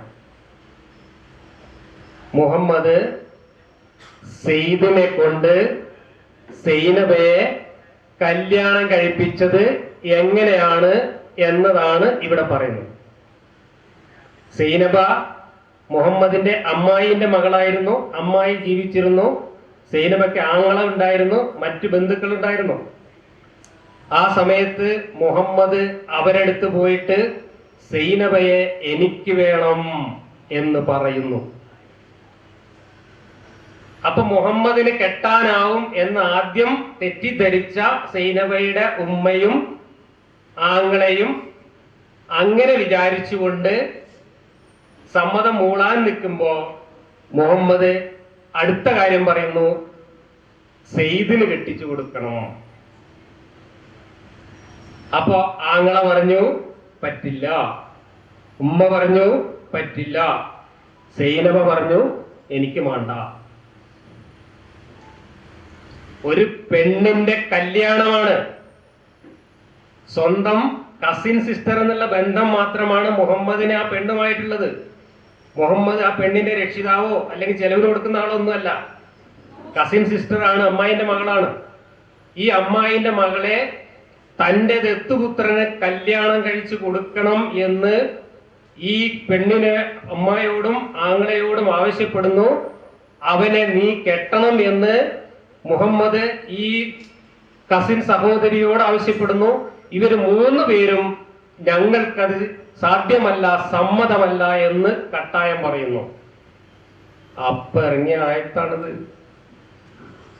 അള്ളാഹുവും അവന്റെ റസൂലും ഒരു കാര്യത്തിൽ ഒരു തീരുമാനം എടുത്തു കഴിഞ്ഞാൽ സത്യവിശ്വാസിയായ ഒരു പുരുഷനാവട്ടെ സ്ത്രീ ആവട്ടെ സ്വന്തം ഇഷ്ടമനുസരിച്ച് അഭിപ്രായം ഉണ്ടാവാൻ പാടില്ല എന്ന് അള്ളാഹുവാണ് ആയത്തിറക്കുന്നത്.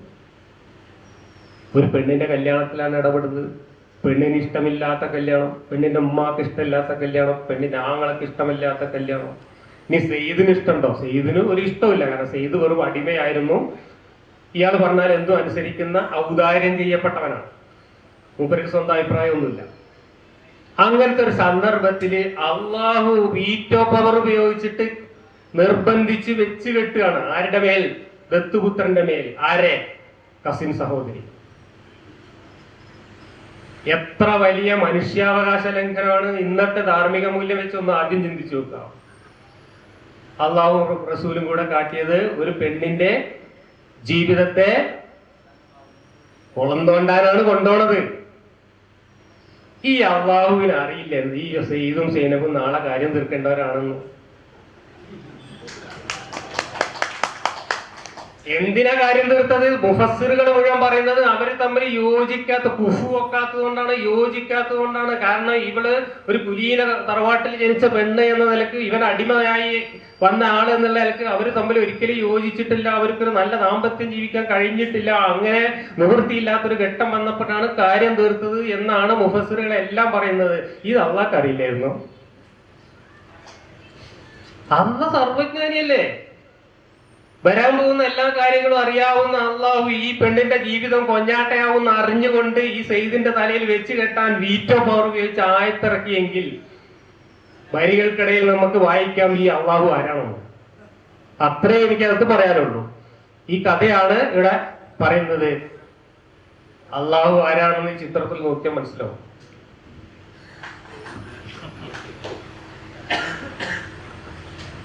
സെയ്ദ് സൈനബ ദാമ്പത്യം തകരും എന്ന് മുൻകൂട്ടി അറിയാൻ അള്ളാഹുവിന് കഴിഞ്ഞില്ല. അല്ല, കഴിഞ്ഞിട്ടാണെങ്കിൽ അള്ളാഹു നമ്മളെ കോട്ടം കളിപ്പിക്കുകയാണ്.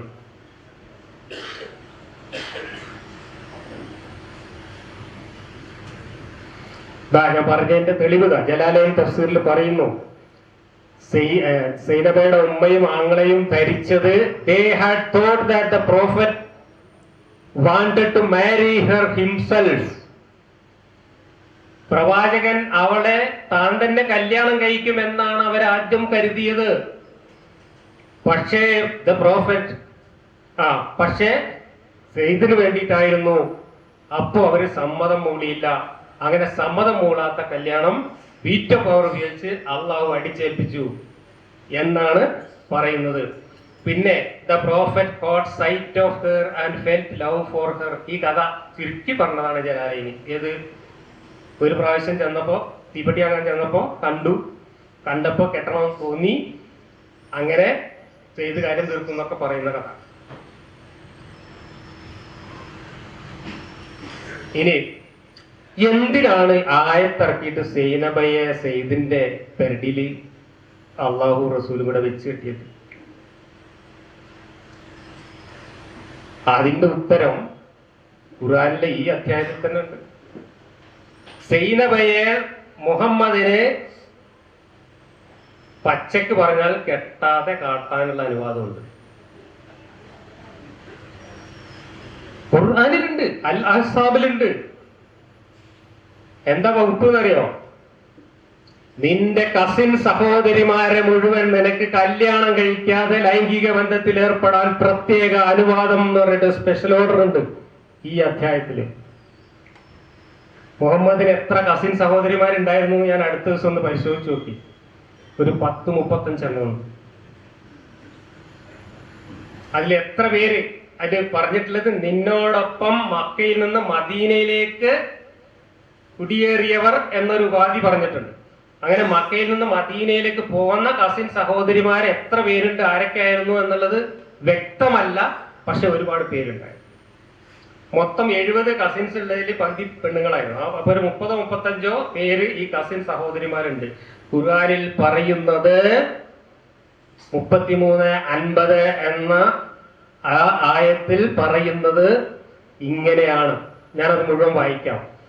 ഇത് നബിക്ക് ലൈംഗിക ബന്ധത്തിൽ ഏർപ്പെടാൻ അനുവാദം നൽകിക്കൊണ്ട് അള്ളാഹു ഇറക്കിയ സ്പെഷ്യൽ ഓർഡർ ഒരു ലിസ്റ്റാണ്. ഏതൊക്കെ പെണ്ണുങ്ങളെ നിനക്ക് ഹലാലാക്കി തന്നിരിക്കുന്നു എന്ന് പറയുന്ന ലിസ്റ്റാണ്. ആ ലിസ്റ്റില് പ്രവാചകന് മാത്രം സ്പെഷ്യലായിട്ടുള്ളതാണ്, മറ്റു സത്യവിശ്വാസികൾക്ക് ബാധകമല്ല എന്ന് പറയുന്ന കാറ്റഗറിയിലും കുറെ ഉണ്ട്. ആ ലിസ്റ്റ് ഞാൻ വായിക്കാം. നബിയെ, നീ മഹർ കൊടുത്ത് വിവാഹം ചെയ്തിട്ടുള്ളവരായ നിന്റെ ഭാര്യമാരെ നിനക്ക് നാം ഹലാലാക്കി തന്നിരിക്കുന്നു.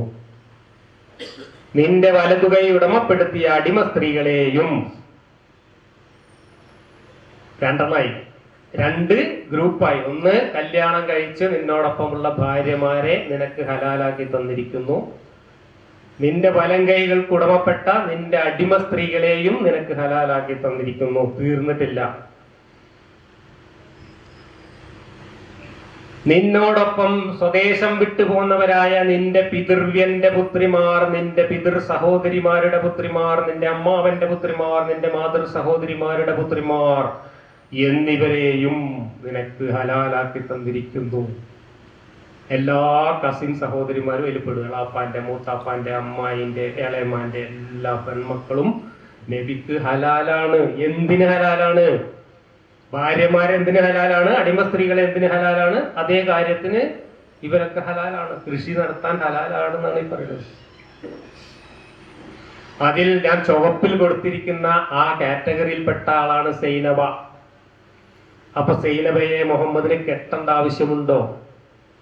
ഖുർആൻ അനുസരിച്ച് കെട്ടാതെ തന്നെ കാര്യം നടത്താൻ സ്പെഷ്യൽ ഓർഡർ മുഖേന അനുവാദം കിട്ടിയ പെണ്ണാണ് സൈനബ.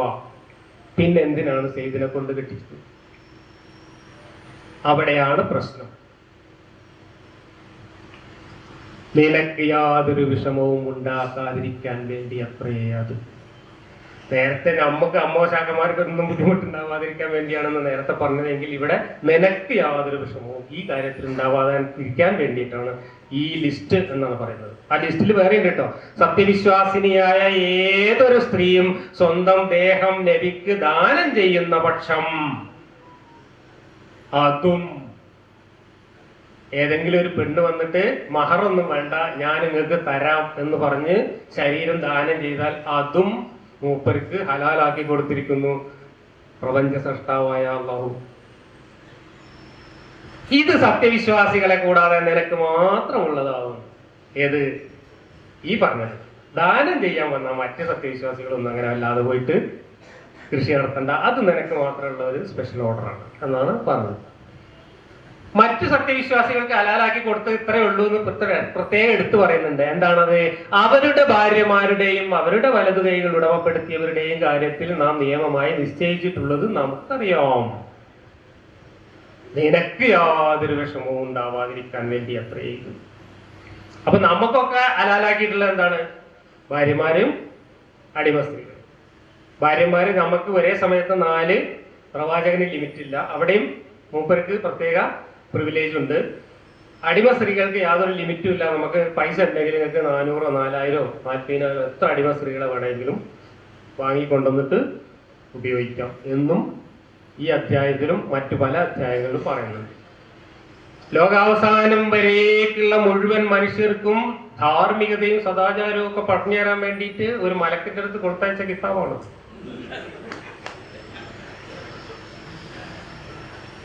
ഇപ്പൊ ഏകദേശം വരികൾക്കിടയിൽ നിന്ന് കാര്യങ്ങൾ നിങ്ങൾക്ക് തന്നെ പിടുത്തം കിട്ടുന്നുണ്ടാവും. എന്തിനാണ് അള്ളാഹ് ഈ കോലത്തിൽ ആയത്തിറക്കി വെച്ച് കെട്ടി സെയ്ദിന്റെ തലയില് സൈനബയെ ഏൽപ്പിച്ചത്? സൈനബ അന്യാധീനപ്പെട്ട് വേറെ വഴിക്കൊന്നും പോവാതെ തന്റെ കസ്റ്റഡിയിൽ തന്നെ ഉണ്ടാവണം.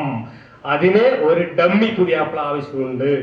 ആ ഡമ്മി പുതിയാപ്പിളയുടെ തലയില് അള്ളാഹുവിനെ കൂട്ടുപിടിച്ചുകൊണ്ട് സൈനബയെ വെച്ച് കെട്ടുകയായിരുന്നു.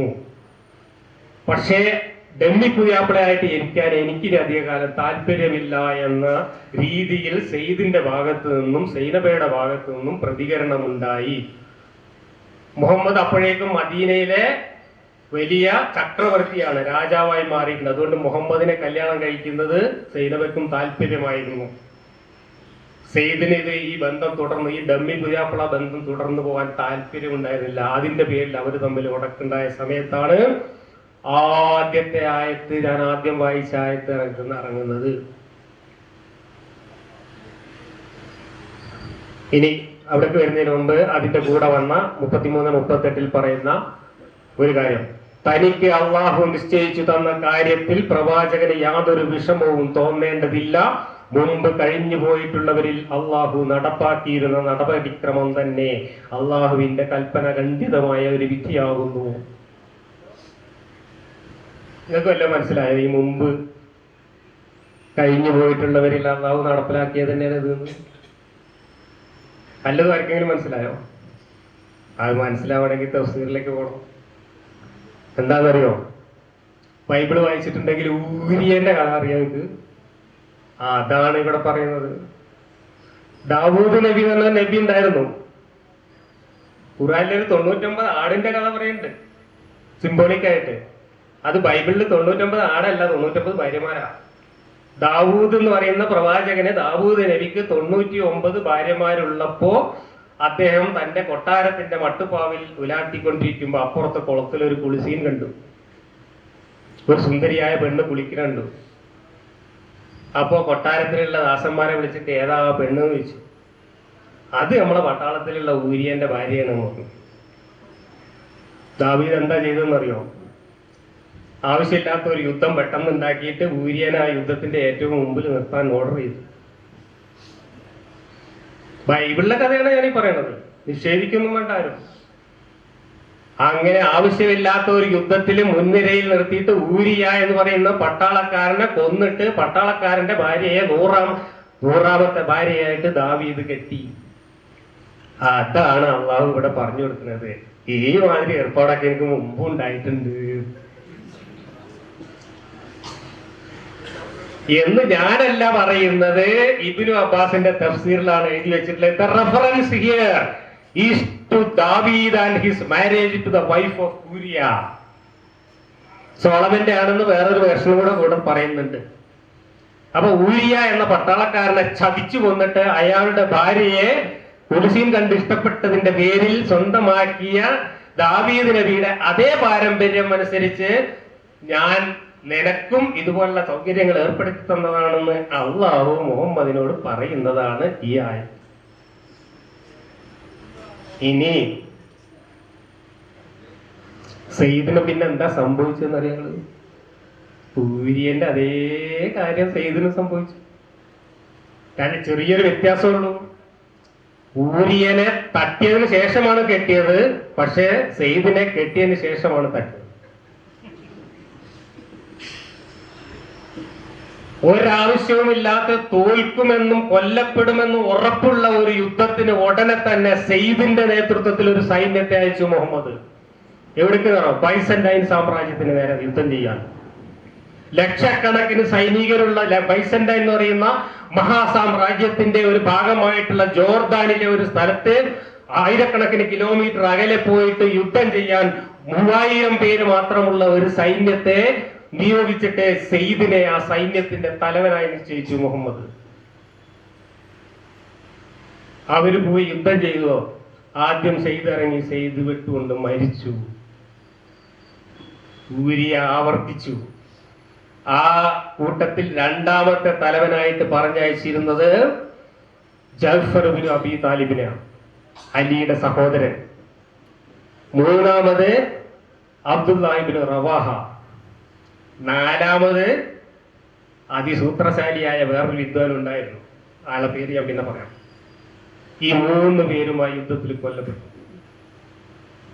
ഞാൻ വരികൾക്കിടയിൽ നിന്ന് വായിക്കുന്നത് മുഹമ്മദിനെ ജീവിച്ചിരുന്നാൽ ബുദ്ധിമുട്ടാവുമെന്ന് തോന്നിയ മുഴുവൻ ആൾക്കാരെ ഉൾപ്പെടുത്തിയിട്ടാണ് ഈ സൈന്യത്തെ അഭിനയിച്ചത്. കാരണം തോൽക്കുമെന്നും കൊല്ലപ്പെടുമെന്നും ഉറപ്പുള്ള ഒരു യുദ്ധത്തിന് കുറച്ച് സൈനികരെ മാത്രം ഏർപ്പാടാക്കിയിട്ട് അവരെ ഈ 3 പേരെയും തലവന്മാരാക്കി പറഞ്ഞയച്ചത് ഇവര് 3 പേരെയും കൊല്ലാൻ ഉദ്ദേശിച്ചുകൊണ്ടായിരിക്കണം എന്ന് ഞാൻ ഊഹിക്കുന്നു. കാരണം ഈ ജഅഫർ ഇബ്നു അബീ താലിബ് അലിയുടെ സഹോദരനായതുകൊണ്ട് തന്നെ പിന്നീട് അലിക്കും കുടുംബത്തിനും ദേഹത്തിനും ഒക്കെ ഭാവിയിൽ തലവേദനയാവാൻ സാധ്യതയുണ്ട് എന്ന് കരുതിയത് കൊണ്ടായിരിക്കാം. അതുപോലെ അബ്ദുല്ലാഹ് ഇബ്നു റവാഹ ഇവരെയൊക്കെ തീർക്കേണ്ടതിന് വേണ്ടിയിട്ടായിരിക്കാം പറഞ്ഞിട്ടുണ്ടാവുക. ഈ കൂട്ടത്തിലെ 4-ാമൻ കുറച്ച് കെണിഞ്ഞ വിത്തായിരുന്നു. കുറച്ചാൾക്കാർ ഇവര് മരിച്ച് സൈന്യം കുറച്ചു പേര് മരിച്ചപ്പോഴേക്ക് ഇത് മുഴുവൻ കൊല്ലപ്പെടുമെന്ന് തോന്നിയപ്പോഴേക്ക് ഈ 4-ാമൻ എന്ത് ചെയ്തു? അവരുമായിട്ട് സന്ധി ഉണ്ടാക്കിയിട്ട് മെല്ലെ ബാക്കിയുള്ളവരും കൊണ്ട് അവിടുന്ന് തടി വിട്ടു. ആ 4-ാമൻ ആരാന്നറിയോ? ഖുർആനിൽ തന്തയില്ലാതെ ജനിച്ചവൻ എന്ന് വിളിച്ച് ചീത്ത വിളിച്ച വലീദ് ഇബ്നു മുഗീറയുടെ മകൻ ഖാലിദ് ഇബ്നു വലീദ്. തന്തയ്ക്ക് വിളിച്ച വലീദിന്റെ മകൻ ഖാലിദ് ഇബ്നു വലീദ് ആയിരുന്നു ഇതിലെ 4-ാമൻ. അവൻ കൊല്ലപ്പെടാൻ നിന്നില്ല. അവൻ സൂത്രശാലിയായിരുന്നതുകൊണ്ട് പതുക്കെ സന്ധി നടത്തി ബാക്കിയുള്ളവരും കൊണ്ട് അവിടുന്ന് തടിയെടുത്തു. ഈ ഖാലിദ് ഇബ്നു വലീദ് പിന്നെ ഇസ്ലാമിനെ ഉള്ളംകൈയിലിട്ട് അമ്മാനമാടുന്നതാണ് ചരിത്രത്തിൽ നമ്മൾ കാണുന്നത്. മുഹമ്മദിന്റെ പാരമ്പര്യത്തെ വേരറുത്തുകൊണ്ട് ഇസ്ലാമിനെ അബൂ സുഫിയാന്റെ മക്കൾക്ക് കയ്യിലെത്തിച്ചു കൊടുക്കുകയും അവരോടൊപ്പം നിന്നുകൊണ്ട് ഇസ്ലാമിനെ സ്വന്തം ഉള്ളം കയ്യിലിട്ട് അമ്മാനമാടുകയും ചെയ്തവരുടെ കൂട്ടത്തിൽ മുൻപന്തിയിലുണ്ടായിരുന്നു ഖാലിദ് ബിൻ വലീദ്. ഖാലിദ് ബിൻ വലീദ് ഖുർആൻ ഓതുമ്പോൾ അവന്റെ സ്വന്തം വാപ്പാന്റെ തന്തക്ക് വിളിക്കണം. തുല്യം വയതാലിക്ക സനിയും ഈ പറഞ്ഞതിനൊക്കെ പുറമെ തന്തയില്ലാതെ ജനിച്ചവൻ ബാസ്റ്റാർഡ് എന്ന് ഖുർആനിൽ പറഞ്ഞത് ഈ വലീദ് ബിൻ മുഗീറയെ കുറിച്ചാണ്. ഖുർആനിൽ നിരവധി തെറിവിളികളും ചീത്തവിളികളും മക്കയിലിറങ്ങിയ മുഴുവൻ തെറിവിളികളും വലീദ് ബിൻ മുഗീറയെ മുൻനിർത്തിയായിരുന്നു. ആ വലീദിന്റെ മകനാണ് ഖാലിദ്. ആ ഖാലിദ് പിന്നീട് മക്കം ഫത്തഹിൽ ഇസ്ലാം സ്വീകരിച്ചതിന് ശേഷം ഇസ്ലാമിനെ തന്നെ മൂപ്പര് ഹൈജാക്ക് ചെയ്ത് കൊണ്ടുപോയി. അബൂ സുഫിയാന്റെ മക്കളും ഹൈജാക്ക് ചെയ്ത് കൊണ്ടുപോയി. അങ്ങനെ ഇസ്ലാം മുഹമ്മദിന്റെ പാരമ്പര്യത്തിൽ നിന്നും അബൂ സുഫിയാന്റെ പാരമ്പര്യത്തിലേക്ക് മാറി. ആ ഇസ്ലാമാണ് സുന്നി ഇസ്ലാം. മറ്റേ ഇസ്ലാമാണ് ഷിയ ഇസ്ലാം. മുഹമ്മദിന്റെ പെൺമക്കളുടെ പാരമ്പര്യത്തിൽ കുറച്ചെങ്കിലും ബന്ധമുള്ള അലി ഖലീഫയാവണമെന്ന് ചടിച്ചിരുന്ന വിഭാഗമാണ് ഷിയാക്കളായി മാറി. പക്ഷെ ലോകത്തിൽ നിന്ന് ഡോമിനേറ്റ് ചെയ്ത മുസ്ലിം ഗ്രൂപ്പ് എന്ന് പറയുന്നത് അബൂ സുഫിയാന്റെ ഇസ്ലാമാണ്. ഇതൊക്കെയാണ് ചരിത്രത്തിന്റെ വരികൾക്കിടയിൽ നമ്മൾ കാണുന്ന യാഥാർത്ഥ്യങ്ങൾ. അപ്പോ ഞാൻ ഇതിൽ നിന്ന് വായിച്ചെടുത്ത വരികൾക്കിടയിൽ നിന്ന് എടുത്ത കാര്യമാണ് ഏറെക്കുറെ ഞാൻ പറഞ്ഞു കഴിഞ്ഞത്. ഇവിടെ സൈനബയെ ഒരു കുളിസീൻ കണ്ടതുപോലെ, ദാവീദ് കുളിസീൻ കണ്ടതുപോലെ ഒരു സീൻ കണ്ടതുകൊണ്ടൊന്നും അല്ല സൈനബയെ മുഹമ്മദ് കെട്ടേണ്ടി വന്നത്. കാരണം അതിന് ലോജിക്കില്ല. സൈനബ എന്ന് പറയുന്ന ആള് നബി കാണാത്ത ഒരു പുതിയെണ്ണൊന്നായിരുന്നില്ല. നബിയുടെ സ്വന്തം സഹോദരിയാണ്. നമ്മുടെയൊക്കെ മൊറാലിറ്റി അനുസരിച്ച് സ്വന്തം സഹോദരിയായിട്ട് കണക്കാക്കേണ്ട രക്തബന്ധം. നമ്മൾ യുക്തിവാദികൾക്ക് സ്പെഷ്യൽ മാരേജ് ആക്ട് അനുസരിച്ച് കല്യാണം കഴിക്കാൻ പോലും പറ്റാത്ത മഹറമാണ് മുറപ്പെണ്ണും അമ്മായിന്റെ മകളും എളയപ്പാന്റെ മകളും ഒക്കെ. അതിൽപ്പെട്ട കസിൻ സഹോദരിയെ മുഹമ്മദ് അതിന് മുമ്പ് കണ്ടിട്ടില്ല. അവളെ മൊഞ്ചും ചൊറുക്കും ഈ തീപ്പെട്ടി വാങ്ങാൻ പോയവരൊക്കെ കണ്ടതാണെന്ന് പറയുന്നതിൽ എന്ത് ലോജിക്കുള്ളത്? അതാണ് മുഫസ്സിറുകളും പറയുന്നത്, മൗദൂദി അടക്കമുള്ള ആളുകൾ നമ്മളോട് പറയുന്നത്. അതിലെന്ത് ലോജിക്കുള്ളത്? സൈനബ നേരത്തെ മുഹമ്മദിന്റെ മുമ്പിൽ ഒരുമിച്ച് ജീവിച്ച ആളല്ലേ? ആ സൈനബയുടെ സൗന്ദര്യം ഒരു സുപ്രഭാതത്തിൽ പോയി കണ്ടപ്പോൾ നബിക്ക് കെട്ടാൻ തോന്നി എന്ന് പറയുന്നത് എന്ത് ലോജിക്കുള്ളത്? അവിടെയാണ് സത്യം. ഞാനും അത് തന്നെ വിചാരിക്കുന്നത്.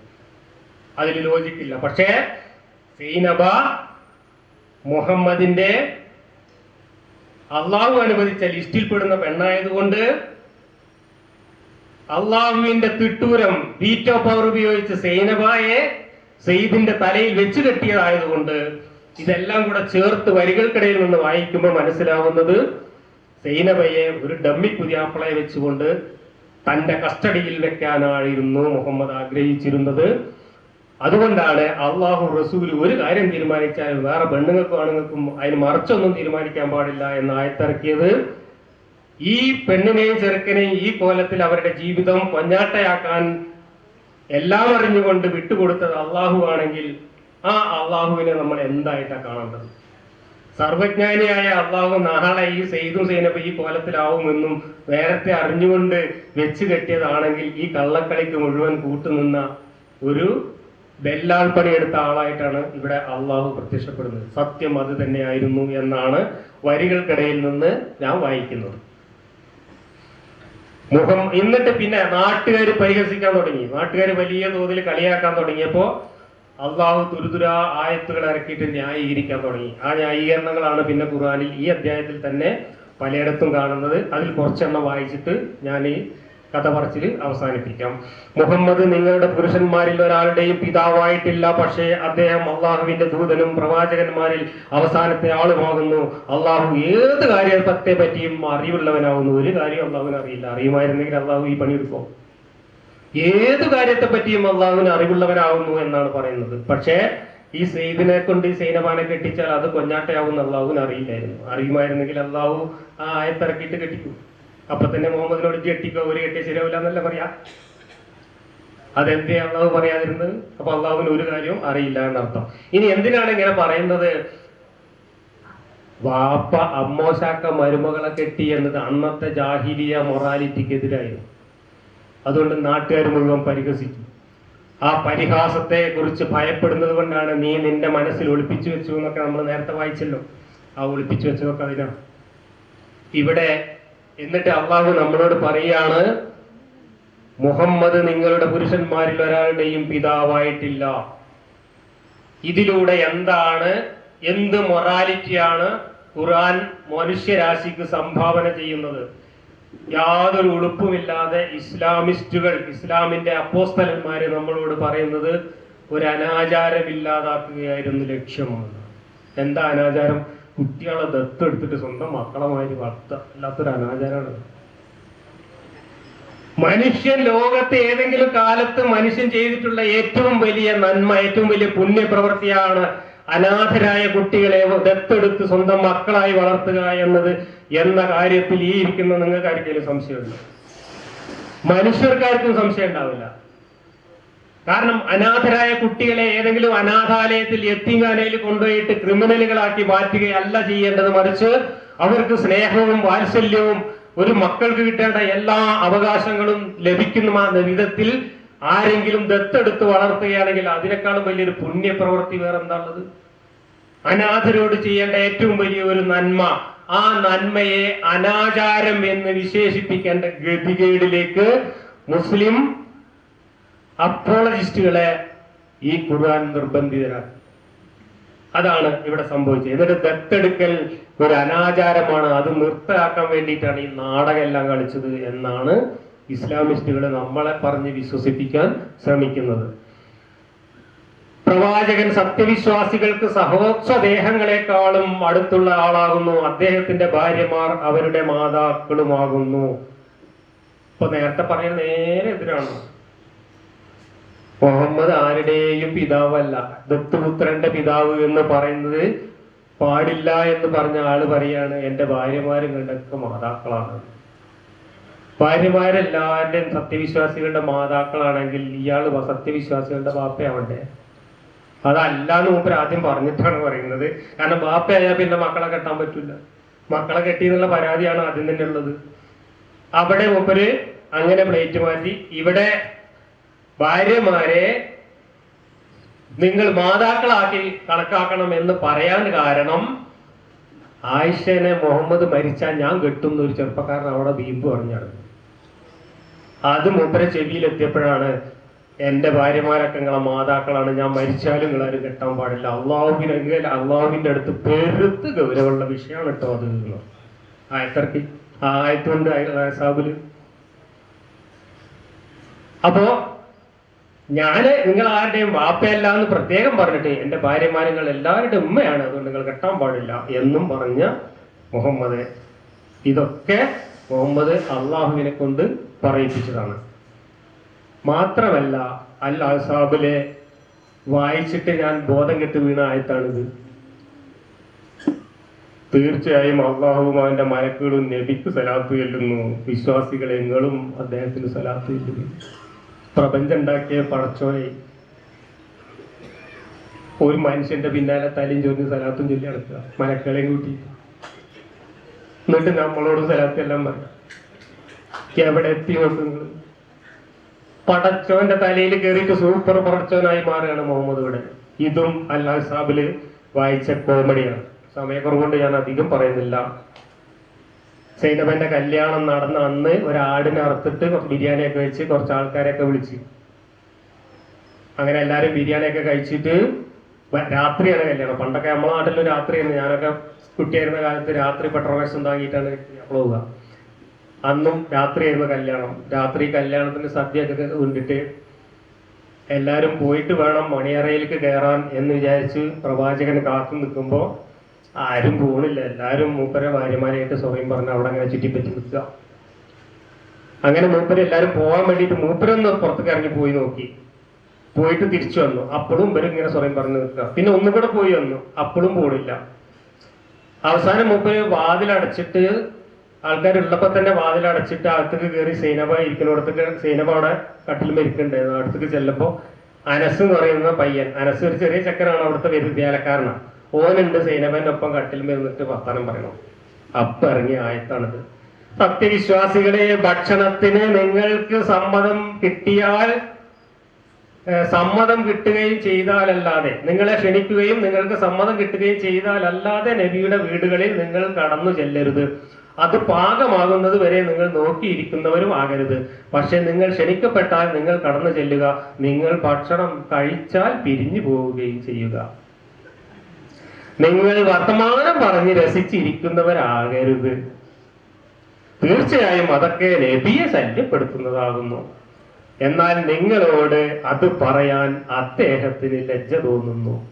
സത്യത്തിന്റെ കാര്യത്തിൽ അല്ലാഹുവിന് ലജ്ജ തോന്നുകയില്ല. ഇത് വായിച്ചപ്പോഴാണ് എന്റെ വിളക്കെട്ടത്.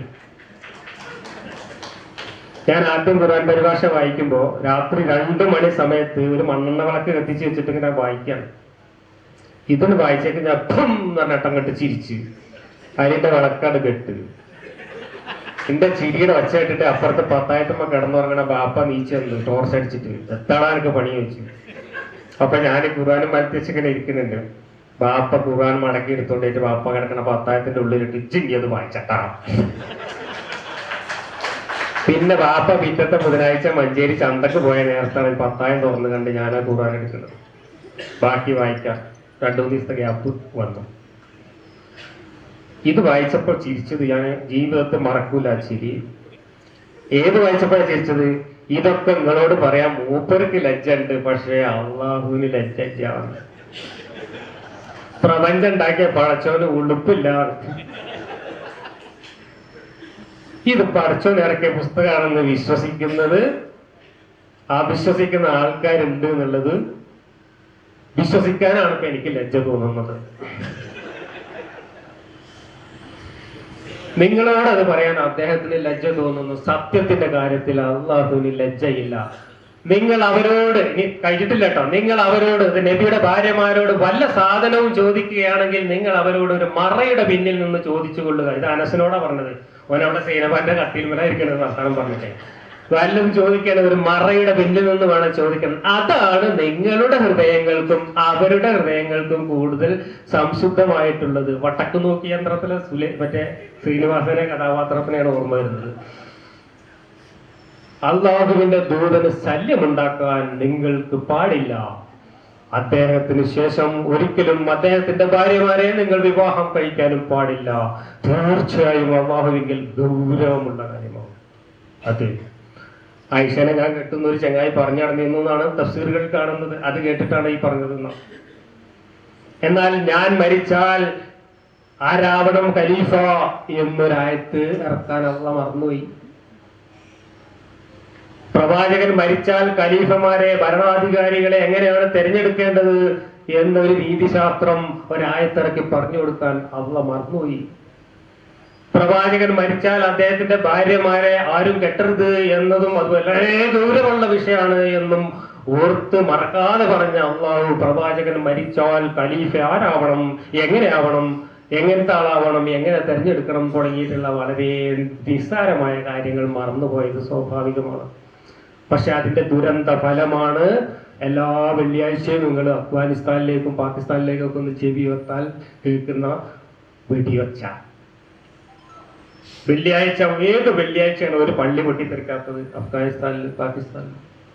എന്താണത്? സുന്നിന്റെ പള്ളിയിൽ ഷിയ പോയി പൊട്ടിത്തെറിക്കുക, ഷിയാന്റെ പള്ളിയിൽ സുന്നി പോയി പൊട്ടിത്തെറിക്കുക. എപ്പോ തുടങ്ങിയതാണെന്നറിയോ? നബി മരിച്ച അന്ന് തുടങ്ങിയതാ. ആടുവിട ഖുർആൻ തിന്നുന്ന സമയത്ത് അവിടെ അടി നടക്കുക. ഒരു ഭാഗത്ത് അബൂബക്കറിന്റെ ആൾക്കാർ, വേറെ ഭാഗത്ത് അലിന്റെ ആൾക്കാർ, വേറെടുത്ത് ഉസ്മാന്റെ ആൾക്കാർ, വേറെടുത്ത് അബ്ദുറഹ്മാൻ ബിൻ ഔഫിന്റെ ആൾക്കാർ, ഇങ്ങനെ പല ഭാഗത്തായിട്ട് അടുത്ത ഖലീഫയെ തെരഞ്ഞെടുക്കാൻ വേണ്ടിയിട്ടുള്ള ഗ്രൂപ്പുകൾ ചേർന്ന് ഗൂഢാലോചന നടക്കുകയാണ്. അന്ന് തുടങ്ങിയ അടി ഇപ്പോഴും തീർന്നിട്ടില്ല. സുന്നി ഷിയ അടിയുടെ ഭാഗമാണ് പള്ളികൾ പൊട്ടിത്തെറിക്കുന്നത്. എന്താ കാരണം? നബി മരിച്ചാൽ ആരാണ് ഖലീഫ ആവേണ്ടത്, എങ്ങനെയാണ് ഖലീഫയെ തെരഞ്ഞെടുക്കുന്നത് എന്നുള്ള ആയത്തിറക്കാനാണ് അള്ളാഹ് മറത്തില്ല. അതൊന്നും വലിയ ഗൗരവമുള്ള വിഷയമല്ല. അള്ളാഹ് ഓർമ്മ ഉണ്ടായിരുന്ന ഗൗരവമുള്ള വിഷയം ആയിഷ നാനയിൽ കിട്ടുമെന്നുള്ളത്. അതിന് അള്ളാഹ് ആയത്തിറക്കി. ഗൗരവമുള്ള വിഷയമാണെന്ന് അനുബന്ധത്തോടു കൂടി ആയത്തിറക്കി. ഖലീഫയാകലൊന്നും ഗൗരവമുള്ള വിഷയമല്ല. ഈ സമൂഹം, മുസ്ലിം സമുദായം അന്ന് തുടങ്ങിയ അടി, ഇസ്ലാമിന് വേണ്ടി കാഫറുകളുമായിട്ട് നടന്ന യുദ്ധത്തിൽ ഏതാനും ആയിരങ്ങളെ മരിച്ചിട്ടുള്ളൂ. പക്ഷേ മുഹമ്മദിന്റെ മരണശേഷം ഒരു നൂറ്റാണ്ടിന്റെ ഇസ്ലാമിന്റെ ചരിത്രം നോക്കിയാൽ ലക്ഷക്കണക്കിന് മുഅ്മിനീങ്ങൾ പരസ്പരം പൊരുതി മരിച്ചതിന്റെ ദുരന്ത കഥയാണ് ഇസ്ലാമിന്റെ ചരിത്രം. ആ ദുരന്തങ്ങളുടെ മുഴുവൻ കാരണം മുഹമ്മദിന് ശേഷം ആര് ഭരണാധികാരിയാവണം എന്നതിന് ഒരു തീർച്ച കൽപ്പിക്കാതെ മുഹമ്മദ് മരിച്ചപ്പോൾ തന്നെ അള്ളയും മരിച്ചുപോയി എന്നതാണ്. പിന്നെ ആയത്തിറക്കണമെങ്കിൽ അള്ള ജീവിച്ചിരിക്കണ്ടേ? അതിന്റെ ദുരന്തമാണ് ഇസ്ലാം അനുഭവിക്കുന്നത്, ഇസ്ലാമിന്റെ ചരിത്രം അനുഭവിക്കുന്നത്, മുസ്ലിം സമൂഹം ഇന്നും അനുഭവിക്കുന്നത്. ഈ ഖുർആൻ ദൈവം ഇറക്കിയതാണ് എന്ന് പറയുന്നത് ദൈവം ഉണ്ടെങ്കിൽ മൂപ്പർക്ക് മാനക്കേടാണ് എന്നാണ് എൻ്റെ വായന. ഇങ്ങനെ ഒരു ദൈവം ഇല്ലാതിരിക്കുന്നതാണ് ദൈവത്തിന്റെ മാനം കാക്കാൻ നല്ലത് എന്നതുകൊണ്ടാണ് ഞാൻ ദൈവമില്ല എന്ന് വിശ്വസിക്കുന്നത്. അതുകൊണ്ടാണ് ദൈവം എന്നെ എങ്ങനെ സഹായിക്കുന്നത് എന്നാണ് എനിക്ക് തോന്നുന്നത്.